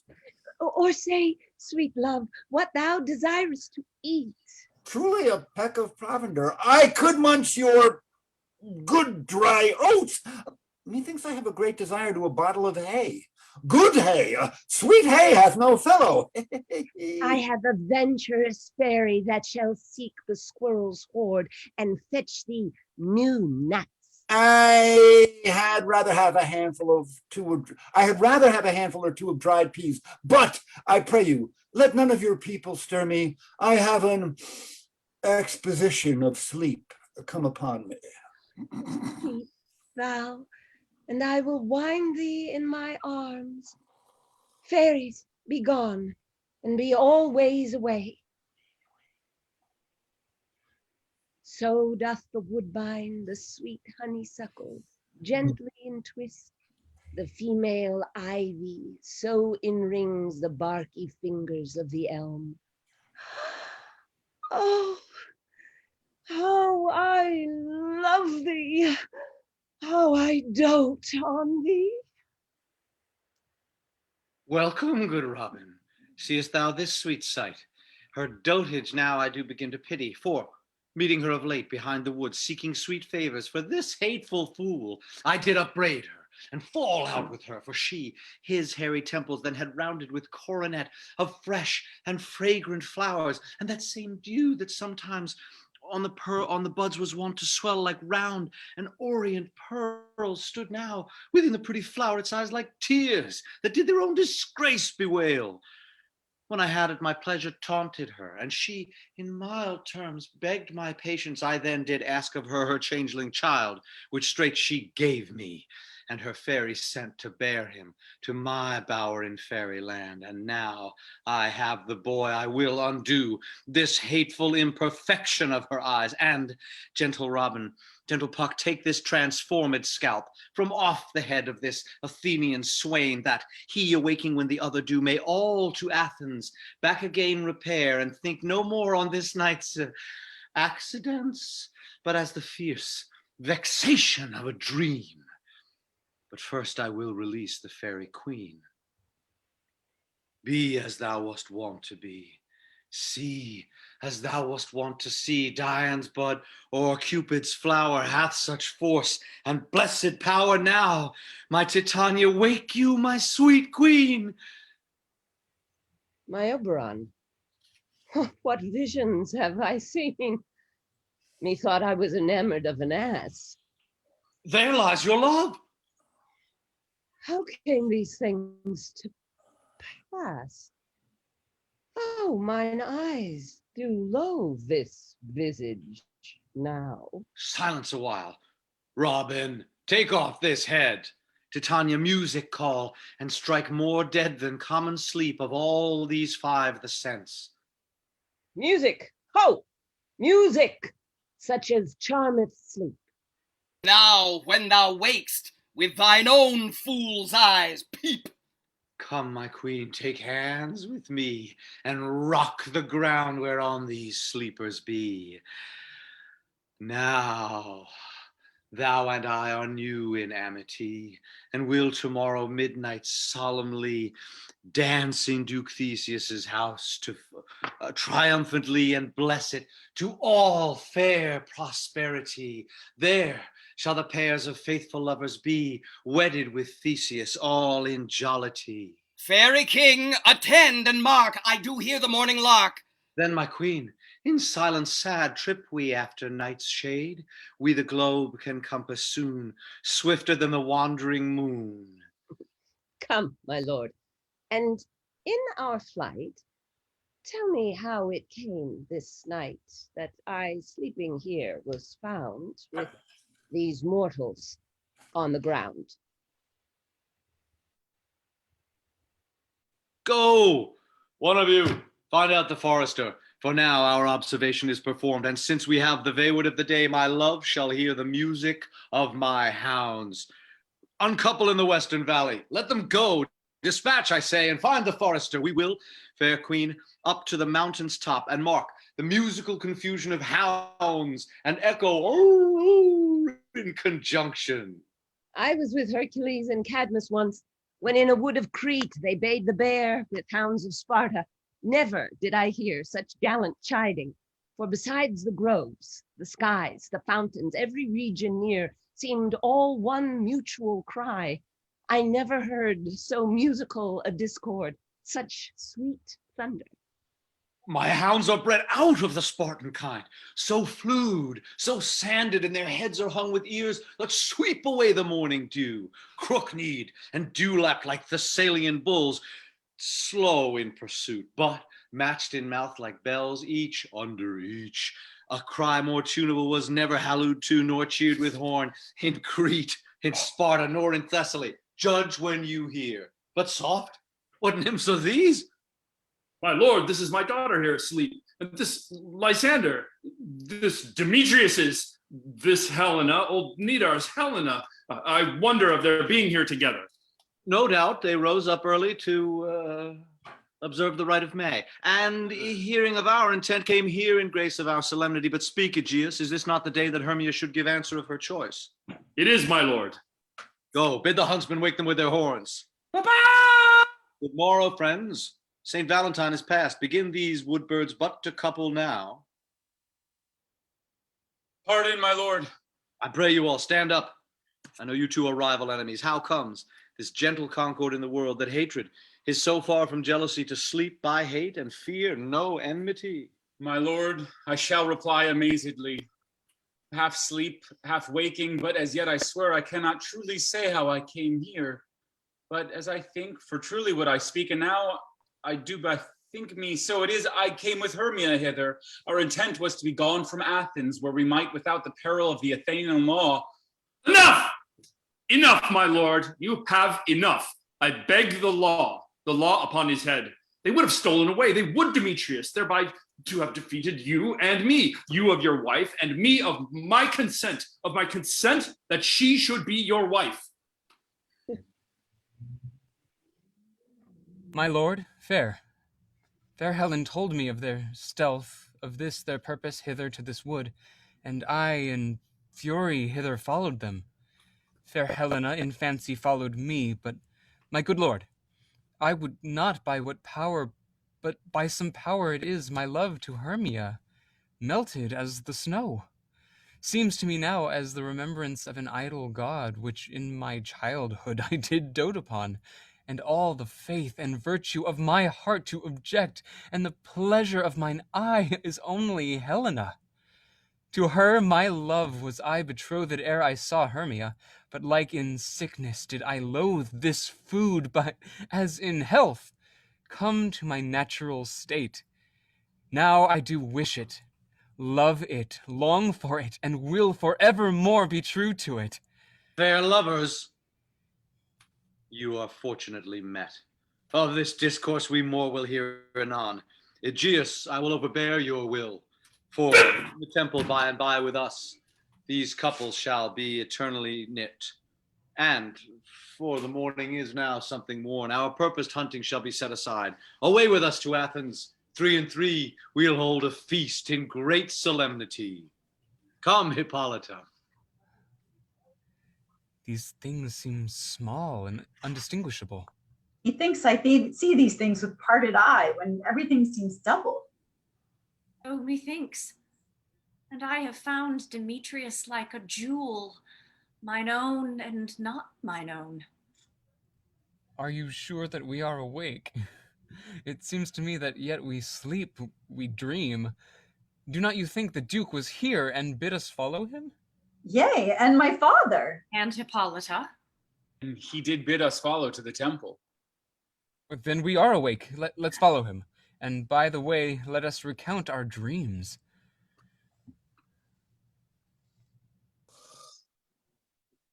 When my cue comes, call me and I will answer.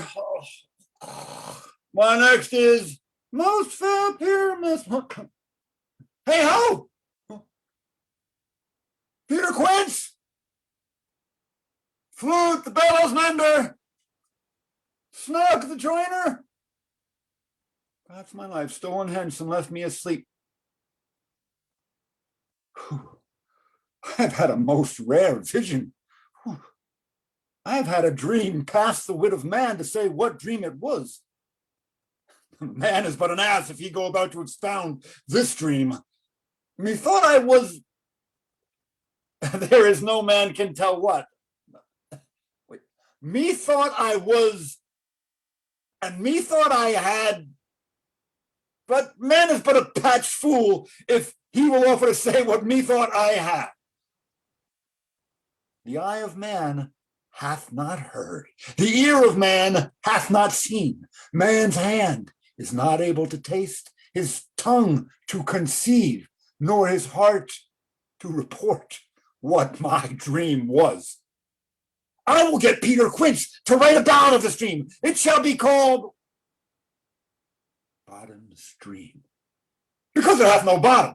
And I will sing it at the latter end of the play before the Duke, peradventure, to make it the more gracious. I shall sing it at her death. Have you seen Bottom's house? Has he come home yet? He cannot be heard of. Out of doubt he is transported. If he come not, then the play is marred. It goes not forward, doth it? It is not possible. You have not a man in all of Athens able to discharge Pyramus, but he. No, he had simply the best wit of any handicraft man in Athens. Yea, And the best person, too. And he is a very paramour for a sweet voice. You must say paragon. A paramour is, God bless us, a thing of naught. Masters, the Duke is coming from the temple, and there's 2 or 3 lords and ladies more married. If our sport had gone forward, we would all been made men. Oh, sweet bully bottom! That said, he lost 6 pence a day during his life. He could not have escaped 6 pence a day. And the Duke had not given him 6 pence a day for playing Pyramus. I'll be hanged. He would have deserved it. 6 pence a day in Pyramus or nothing. Where are these lads? Where are these hearts? Bottom! Oh, most courageous day! Oh, most happy hour! Masters, I am to discourse wonders, but ask me not what. For if I tell you I am no true Athenian, I will tell you everything right as it fell out. Let us hear, sweet Bottom. Not a word of me. All that I will tell you is that the Duke hath dined. Get your apparel together. Good strings to your beards, new ribbons to your pumps. Meet presently at the palace. Every man look o'er his part. For the short and the long is our play is preferred. In any case, let Thisbe have clean linen, and let not she that plays the lion pare her nails, for they shall hang out like the lion's claws. And most dear actors, eat no onions nor garlic, for we are to utter sweet breath, and I do not doubt but to hear them say it is a sweet comedy. No more words. Away, go away.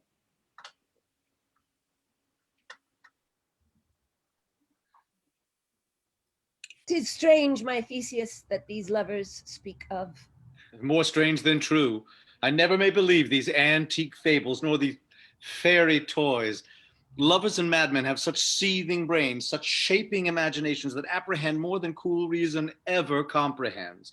The lunatic, the lover, and the poet are of imagination all compact.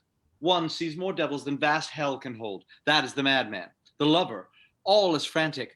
The lover, all is frantic, sees Helen's beauty in a brow of Egypt. The poet's eye in a fine frenzy rolling doth glance from earth to heaven, from heaven to earth. And as imagination bodies forth the forms of things unknown, the poet's pen turns them into shapes and gives to airy nothing a local habitation and a name. Such tricks hath strong imagination, that if it would but apprehend some joy, it comprehends some bringer of that joy. Or in the night imagining some fear, how easy is a bush supposed a bear?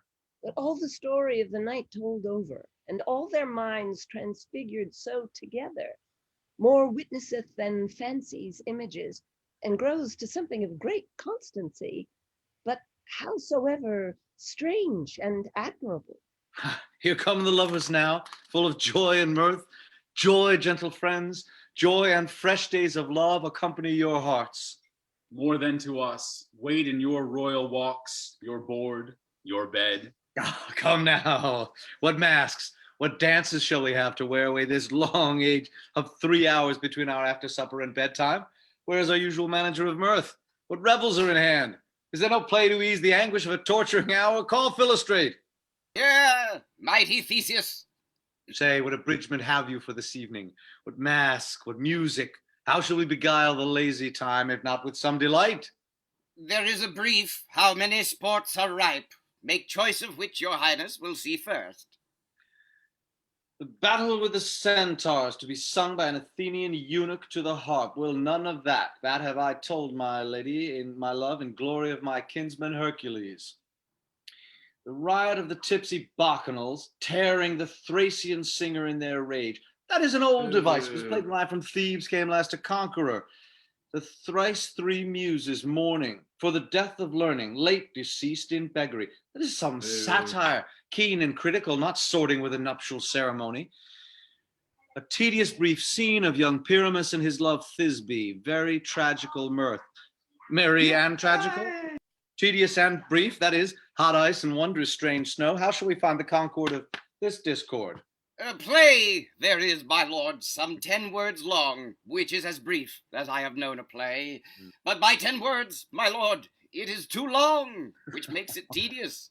For in all the play there is not one word apt, one player fitted, and tragical, my noble lord, it is, for Pyramus therein doth kill himself, which, when I saw rehearsed, I must confess made mine eyes water, but more merry 'tis the passion of loud laughter never shed. What are they that do play it?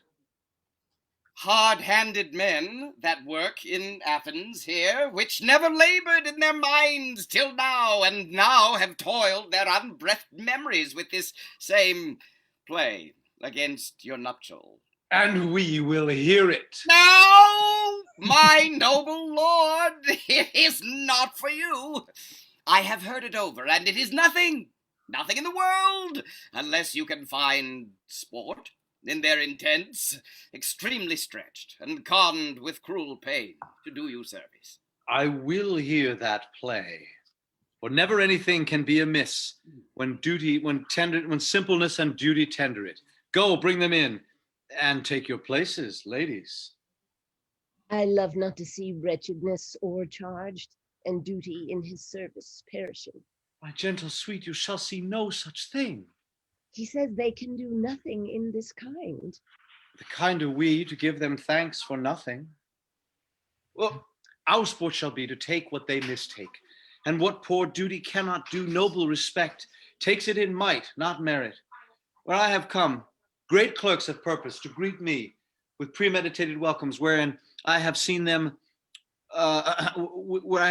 shiver and look pale, make periods in the midst of sentences, throttle their practiced accent in their fears, and in conclusion, dumbly have broke off, not paying me a welcome. Trust me, sweet, out of this silence yet I picked a welcome, and in the modesty of fearful duty I read as much as from the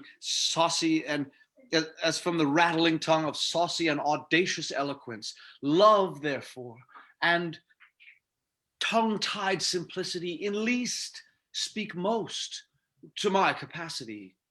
So please your grace, the prologue is addressed. Let him approach. If we offend, it is with our goodwill.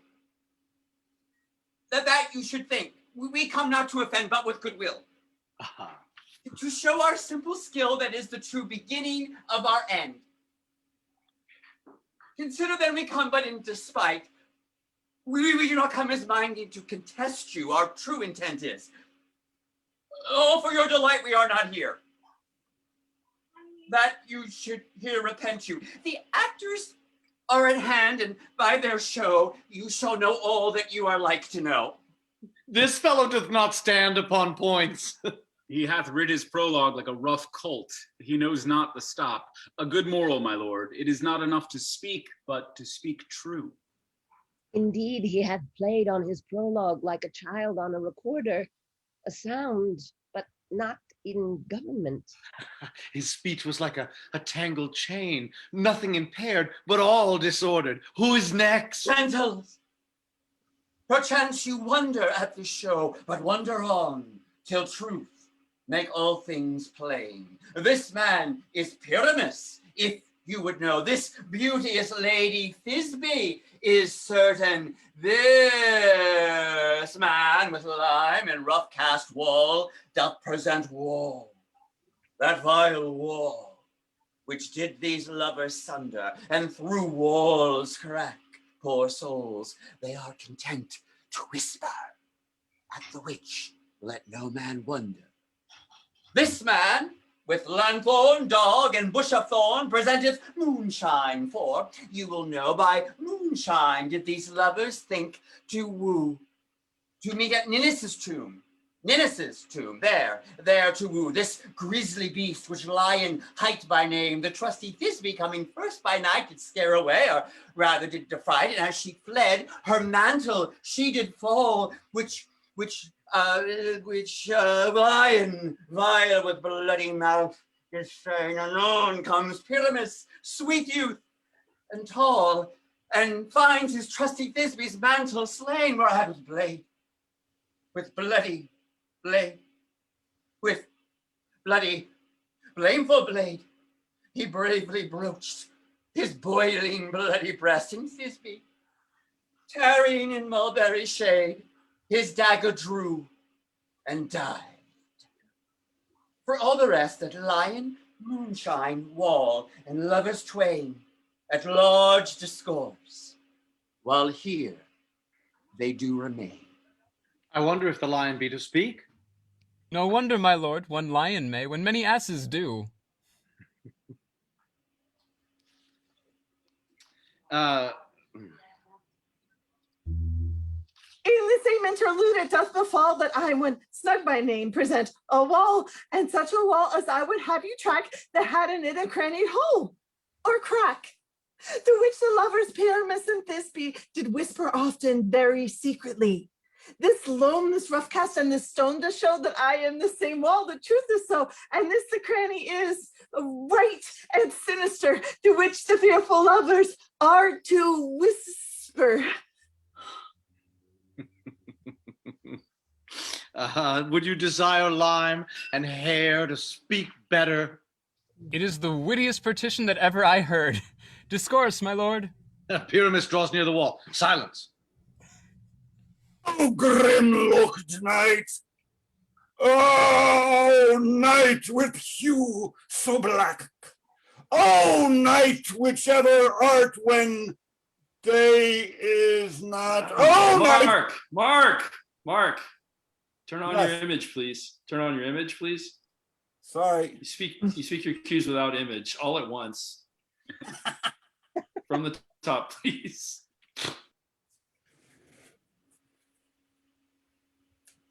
Whisper. Oh, grim-looked night! Oh, night with hue so black! Oh, night whichever art when day is not. Oh, night! Oh, night! Alack, alack, alack! I fear my Thisbe's promise is forgot. And thou, O wall, O sweet, O lovely wall, that stands between her father's ground and mine. Thou wall, O sweet and lovely wall, show me thy crack to blink through with mine eyne. Thanks, courteous wall. Jove shield thee well for this. But what see I? Ah! No Thisbe do I see. Oh, wicked wall, through whom I see no bliss. Cursed be thy stones for thus deceiving me. The wall, methinks, being sensible, should curse again. No, in truth, sir, he should not. This is Thisbe's cue. She is to enter now, and I am to fire through the wall. You shall see. It will fall pat as I told you. Here she comes. Thus. Yonder she comes. Oh, wall! Wall, how often hast thou heard my moans? For parting my fair Pyramus and me, my cherry lips have often kissed thy stones with lime and hair knit up in thee. I see a voice. Now out of the crack to spy, and I can hear my Thisbe's face. Thisbe. My love, thou art my love, I think. Think what thou wilt. I am thy lover's grace, and like Lymander am I trusty still. And I like Helen, till the fates me kill. Not Shafalus to Procrus was so true.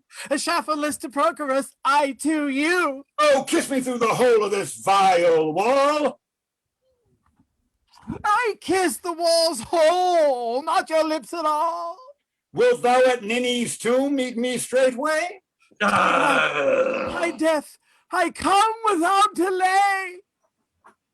Thus have I wall, my part discharged so, and being done thus, wall away doth go. Now there's a mural down between the two neighbors. No remedy, my lord, when walls are so willful to hear without warning. This is the silliest stuff that ever I heard. The best in this kind are but shadows, and the worst are no worse if imagination amend them. It must be your imagination then. It must be your imagination then, and not theirs.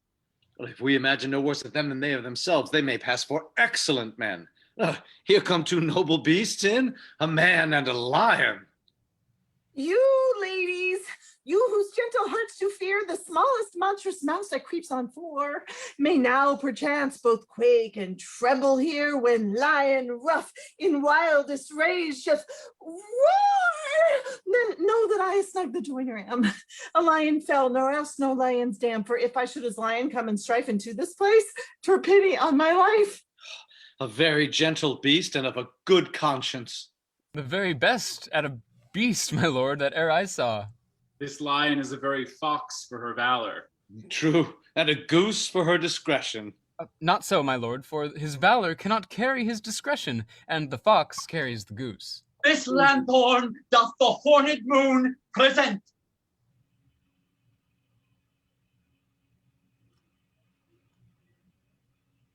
He should have worn the horns on his head. Hold up. Take it back. Theseus, take it back, please, to Theseus. His discretion, I'm sure, cannot carry. Please. Yes. His discretion, I am sure, cannot carry his valor, for the goose carries not the fox.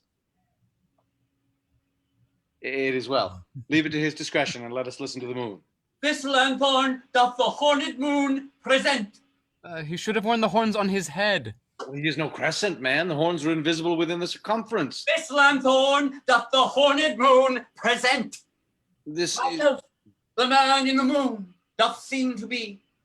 Well, this is the greatest error of all the rest. The man should be put into the lantern. How is it else the man in the moon? Well, he dares not come there for the candle, for you see it is already in snuff. I am weary of this moon. He would change. It appears by his small light of discretion that he is in the wane. But in yet in courtesy and all reason, we must stay the time. Proceed, Moon. All I have to say is to tell you that the lanthorn is the moon. I am the man in the moon. This thorn bush is my thorn bush, and this dog, my dog. Why, all these should be in the lanthorn, for all these are in the moon. But silence, here comes Thisbe. This is old Ninny's tomb. Where is my love?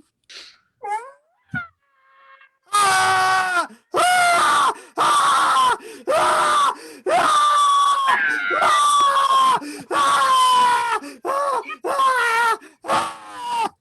Well, Well roared, roared, lion.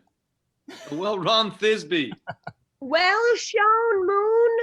Truly, the moon shines with good grace. A well moused lion.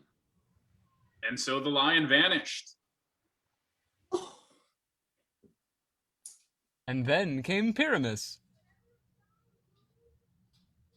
Sweet moon, I thank thee for thy sunny beams. I thank thee, moon, for shining now so bright. For by thy gracious golden glittering gleams, I trust to take of truest Thisbe sight. But stay, oh spite, but mark, poor knight! What dreadful dole is here? Eyes, do you see? How can it be? Oh, dainty duck, oh dear. Thy mantle good, what stained with blood? Approach, ye furies fell.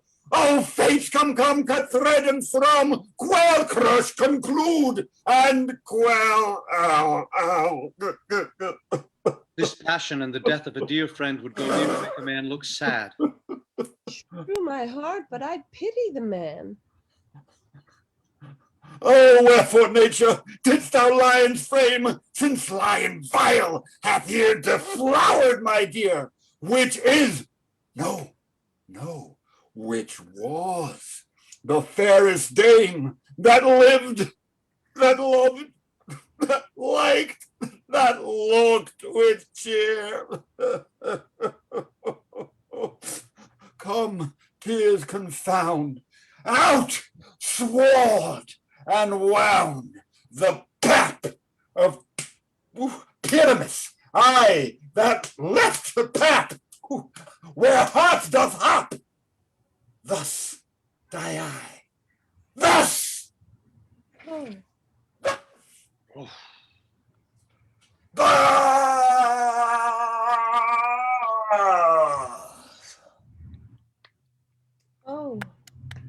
Now am I dead. Now am I fled. My soul is in the sky. Tongue, lose thy light. Moon, take thy flight. Now die, die, die, die, die!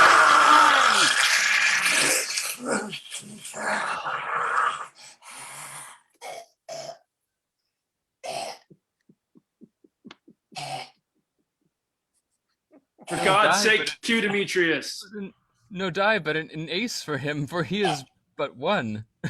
Less than an ace, man, for he is dead. He is nothing. With the help of a surgeon, he might yet recover and prove an ass. How chance moonshine is gone before Thisbe comes back and finds her lover? She will find it by starlight. Here she comes, and her passion ends the play. Methinks she should not use a long one for such a pyramus. I hope she will be brief. A mote will turn the balance. Which Pyramus, which Thisbe is the better?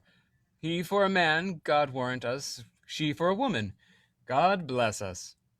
He hath spied him already with those sweet eyes. And thus she means. Videlicent. Asleep, my love?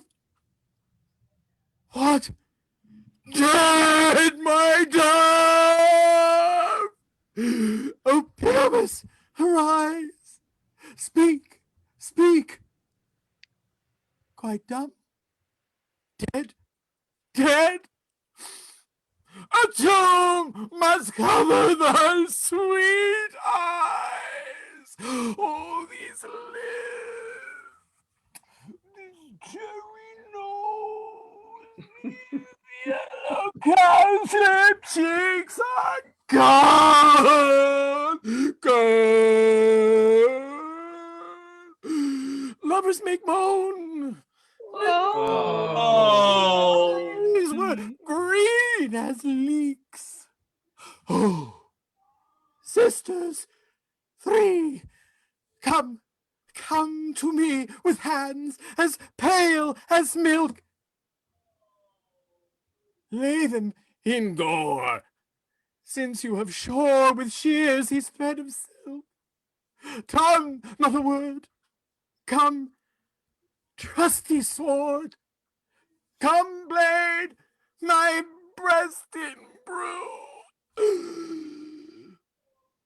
And farewell, friends. Thus Thisbe ends. Adieu. Adieu. Adieu. Moonshine and Lion are left to bury the dead. And Wall, too. No, I assure you, the wall is down the part of their fathers. Will it please you to see the epilogue, or to hear a burgomask dance between two of our company? No epilogue, I pray you, for your play needs no excuse, never excuse. For when the players are all dead, there needs none to be blamed. Marry, if he that writ it had played Pyramus and hanged himself in Thisbe's garter, it would have been a fine tragedy. And so it is, truly, and very notably discharged. But come, your burgomask, let your epilogue alone. Right, Q-Jai. The iron tongue of midnight hath told 12. Lovers, to bed, 'tis almost fairy time. I fear we shall outsleep the coming morn, as much as we this night have o'erwatched. This palpable gross play hath well beguiled the heavy gate of night. Sweet friends, to bed. A fortnight hold we this solemnity in nightly revels and new jollity. Now the hungry lion roars, and the wolf beholds the moon, whilst the heavy ploughman snores. All with weary task fordone, now the wasted brands do glow, whilst the screech owl, screeching loud, puts the wretch that lies in woe in remembrance of a shroud. Now it is the time of night, that the graves, all gaping wide, every one lets forth his sprite in the churchway paths to glide. And we fairies that do run by the triple Hecate's team, from the presence of the sun, following darkness like a dream, now our frolic. Not a mouse shall disturb this hallowed house. I am sent, with broom before, to sweep the dust behind the door. Through the house give glimmering light by the dead and drowsy fire. Every elf and fairy sprite hop as light as bird from briar. And this ditty after me, sing and dance it trippingly. First rehearse your song by rote, to each word a warbling note. Hand in hand with fairy grace will we sing and bless this place. Now until the break of day, through this house each fairy stray, to the best bride bed will we, which by us shall blessed be. And the issue there create ever shall be fortunate, so shall all the couples three ever true in loving be. And the blots of nature's hand shall not in their issue stand evermore. Hair, lip, nor scar, nor mark prodigious, such as are despised in nativity, shall upon their children be. With this field dew consecrate, every fairy take his gate, and each several chamber bless. Through this house with sweet peace, and the owners of it blessed, ever shall in safety rest. Trip away, make no stay, meet me all by break of day. If we shadows have offended, think but this, and all is mended, that you have but slumbered here, while these visions did appear, and this weak and idle theme no more yielding but a dream. Gentles, do not reprehend. If you pardon, we will mend. And as I am an honest Puck, if we have now unearned luck to scape the serpent's tongue, we will make amends ere long, else the Puck a liar call. So good night unto you all. Give me your hands, if we be friends, and Robin shall restore amends. Damn!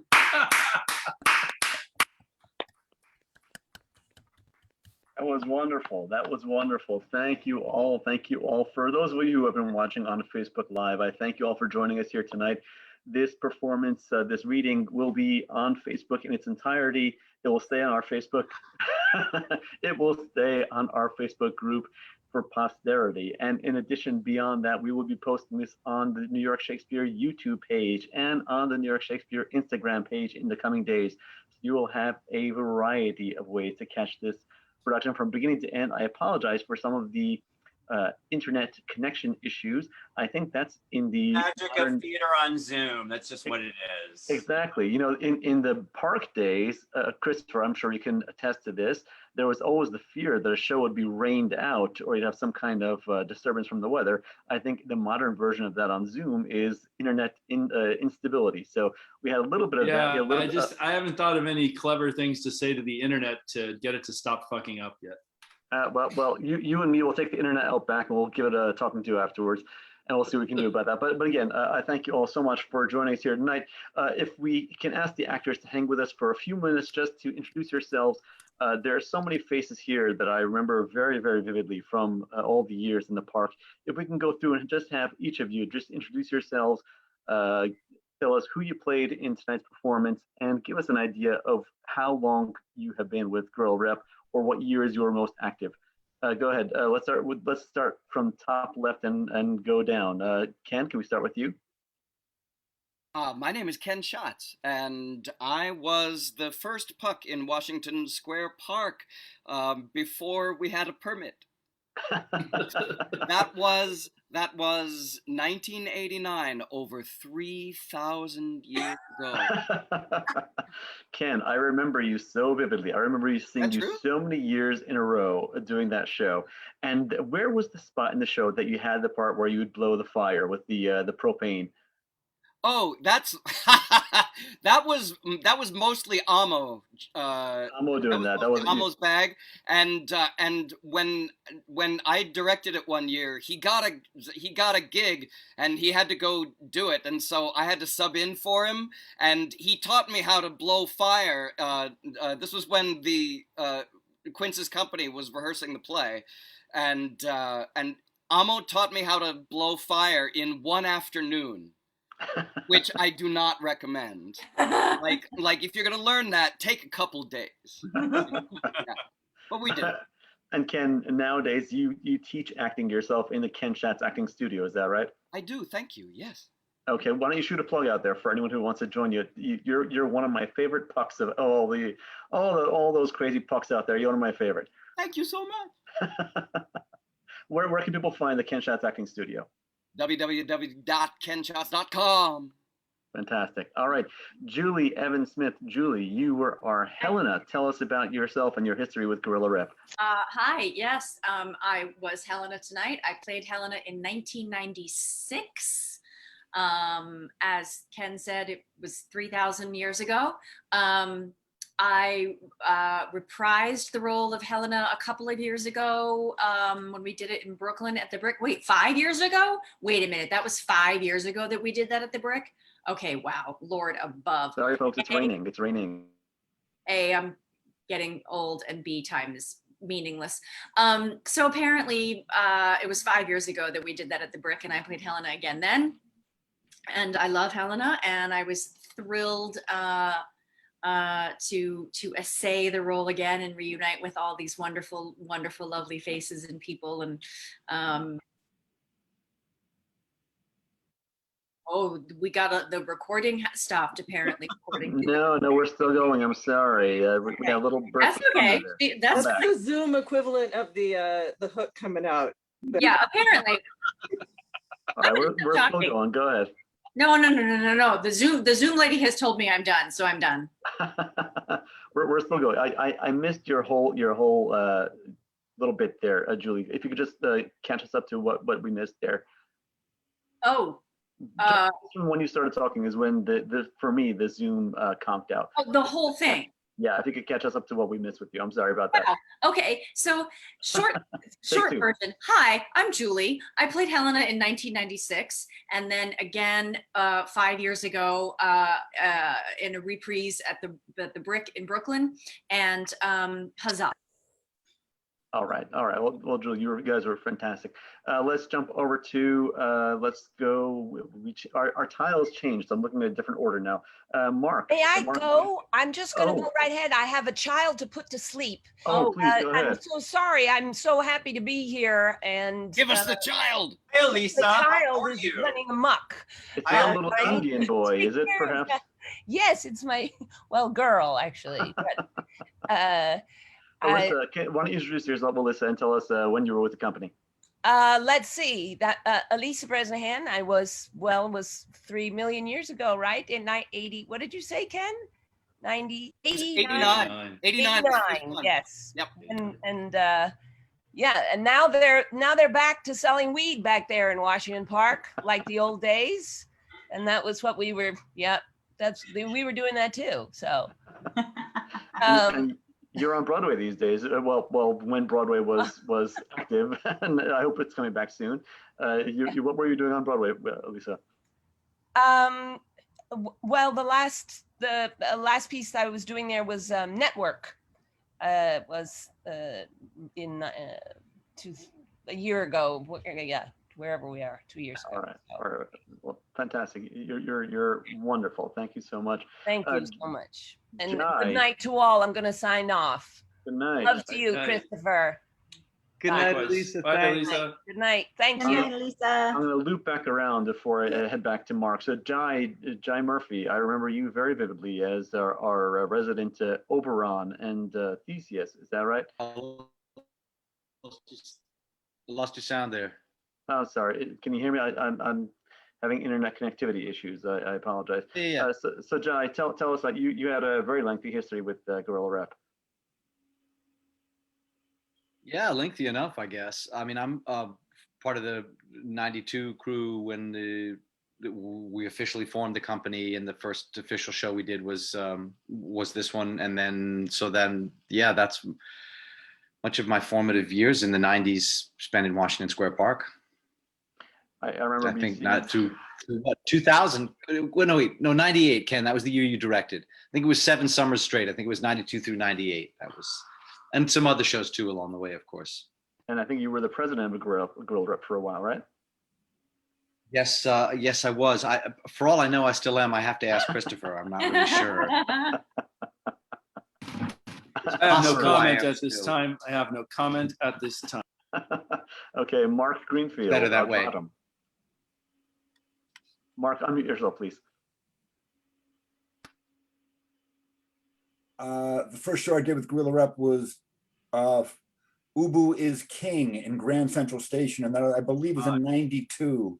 And I remember we had a big bottle of ivory soap that Chris had filled with brown paint that was supposed to be poo, and I had to take a big brown poo on the floor of Grand Central Station as I shouted out the word shit, the famous opening line of Ubu is King, Per Ubu, which is shitra or merdra.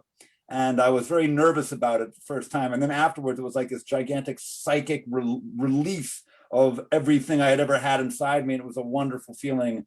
And then from that point forward, I worked with Gorilla Rep a lot. I think the first time I did Bottom was like '93, and then Bottom for like 5 years here and there, and a bunch of other roles. And it was a pleasure all along the way. And especially the street stuff in Washington Square Park. I really enjoyed that.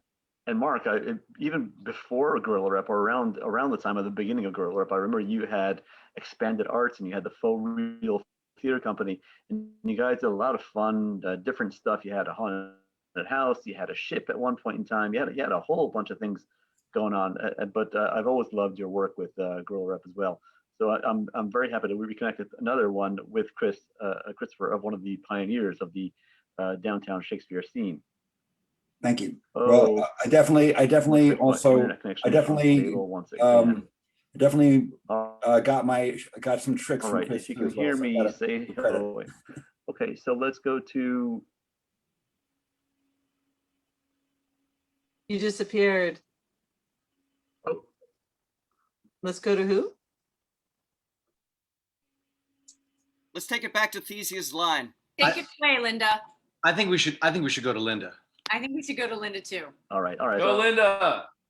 All right, it's like the Hollywood Squares. I'll go. I'm Linda Kennedy. I'm also from the first year.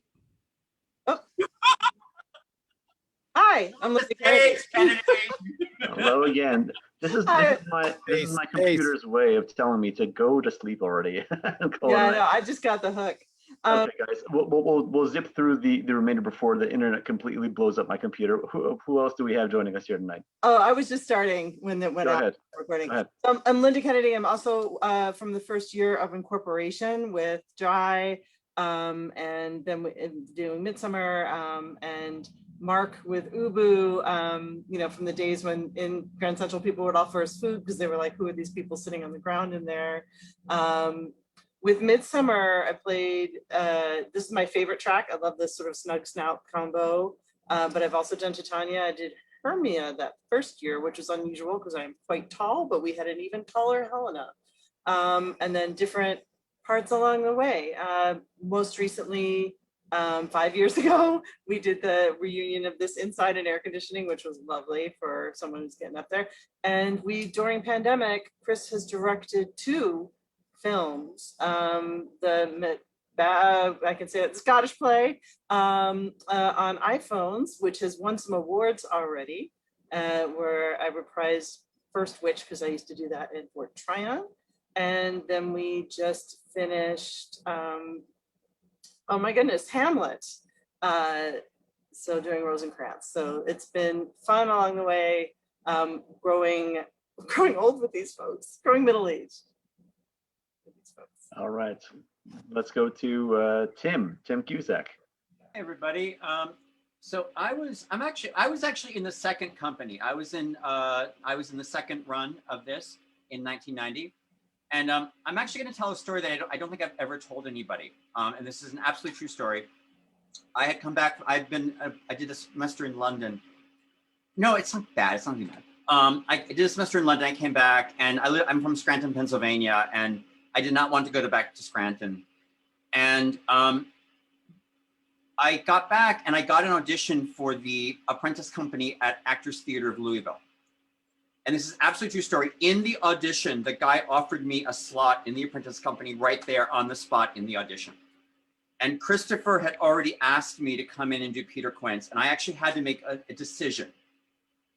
And I decided to stay in New York and do Midsummer Night's Dream, and that began the next 30 years of me working in downtown theater. And that's absolutely, it's one of those moments where it's like, wow, I wonder if I had gone through door number 2, right? But I don't regret any of it. I was also in the Brick remount, and then right after that, this bitch at the age of 47 came back and did 2 weeks in the park doing Peter Quince with 23-year-olds, and Miss Thing outran all those children. And you were also the head of Theater Askew, is that right? Yeah, my company's Theater Askew, yeah. All right, and where are you guys performing? Well, now that theater's coming back, hopefully. Well, I'm actually right at the moment, I'm working on an adaptation of Walt Whitman's I Sing the Body Electric, which Linda very lovely came to see. And I actually just did an outdoor performance of it on Saturday. And we're probably going to be doing a workshop at the Brick coming up. So that's kind of what I guess that's Askew, although not officially, but that's kind of what I'm working on now. Where can people find information about you and Theater Askew, Tim? You can go Tim Cusack Facebook, and we do have a Facebook page, but it's not very active. All right. Well, people can find you on Instagram and Facebook, and I'm sure there's a lot of fun stuff to see there. Tom, can we jump over to Tom Staggs? Hey, yeah, I remember reading a profile of Gorilla Rep in some publication. I don't remember what. Was probably 1997.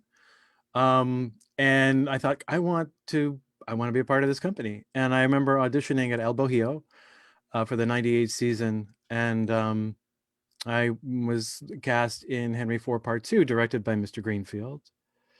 And was continually being directed to be more belligerent and to kick a brick wall very hard with my feet. And my knees still have never recovered from that.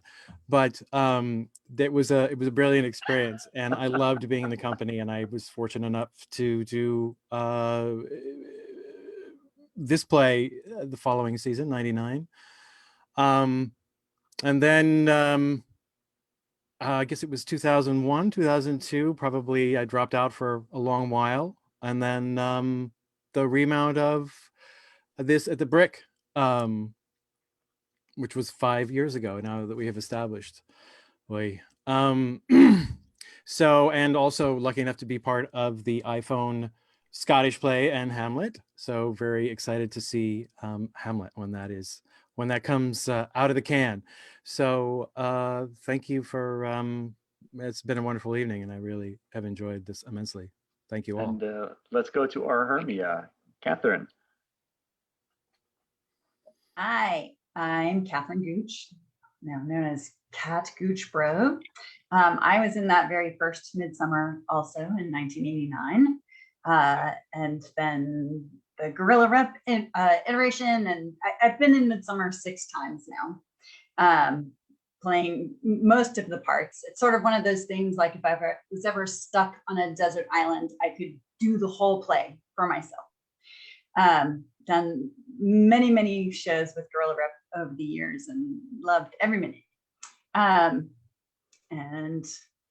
so happy to see all your faces tonight, and I really appreciate the opportunity to play with my friends. By the way, another fun fact, Kat and I were also both in Christopher's original production of Hamlet. I was Rosencrantz and Kat was Gertrude.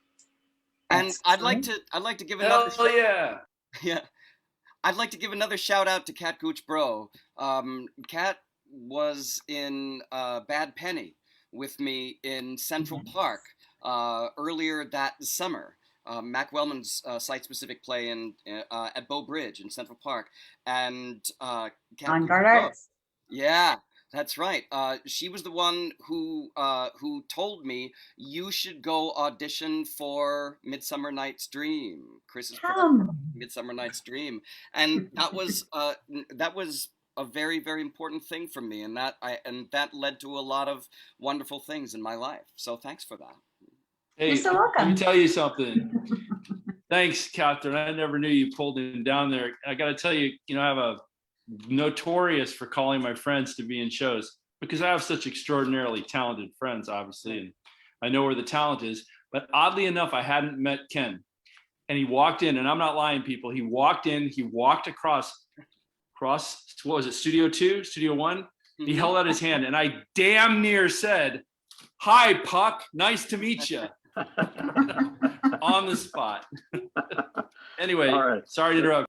Let's go to Jonathan Reed Wexler, a recent interviewee of ours on the New York Shakespeare Instagram interview programs. Hello, Jonathan. Hey everyone, it's hard to follow all those class acts, but I'm relatively a Midsummer Night's Dream in the Park newbie to Guerrilla Rep. I think the first production I did was 2014. I played Lysander, and then the next year I played Demetrius, and I as well joined the other in the crew in the Brick version 5 years ago. So it's always such a pleasure to recreate that magic. And you were also in both the iPhone Macbeth and Hamlet as well. That's right. Yes, I'm very excited to see Hamlet. Yeah, well, folks, if you haven't seen the film version of Macbeth, I highly recommend you go to the Guerrilla Rep website, go to their Vimeo page, check out that film production. It is truly fantastic, and I'm sure Hamlet is not going to be any slouch either. It's really shaping up to be something fantastic. Okay, let's jump over to our latest addition to the Guerrilla Rep team, and that is Max Hersfeld. Hello, Max. Hello. I'm Max. I played Demetrius, and this is my first time performing with Guerrilla Rep. Now, And Max comes to us with a kind of entertaining story about how he came about joining the cast tonight. Max, do you or Christopher want to tell us that story? No, I'm going to let him tell it, but I'm going to tell you what I thought to myself was, you know what? Let's have somebody from a future production of a Midsummer Night Guerrilla Reps, a Midsummer Night's Dream in this fucking thing. And thank God Max was game and held his own, I felt. Thank you for joining the company, Max. Please go ahead. So Max, tell us how you came about Guerrilla Rep. I'm just honored, but I signed up for a class with Christopher, and we spent like an hour discussing the Rosencrantz monologue, and followed that up with a half-hour one-on-one a little while later, and just talked about Shakespeare and performing, and it was just such a wonderful experience, and I'm just so honored to be here. That's great. Yeah, we about a month ago, or maybe 3 weeks or so ago, we had 2 weeks in a row of master classes, New York Shakespeare master classes with Christopher Carter Sanderson. One was an introduction to Shakespeare acting, and the next was a monologue intensive, and Max was part of that monologue intensive.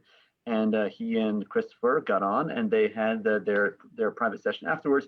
And here we are with Max in our cast here of A Midsummer Night's Dream. So I personally, again, as someone who's been around the Shakespeare scene in New York for a long, long time, I don't know of any other production that has been done so many years in a row as The Midsummer Night's Dream from Christopher Carter Sanderson and Guerrilla Rep. So I would say, for me, that this is one of the all-star productions in New York. It's one of the most iconic productions in New York, because I don't know of anything else that has had the longevity the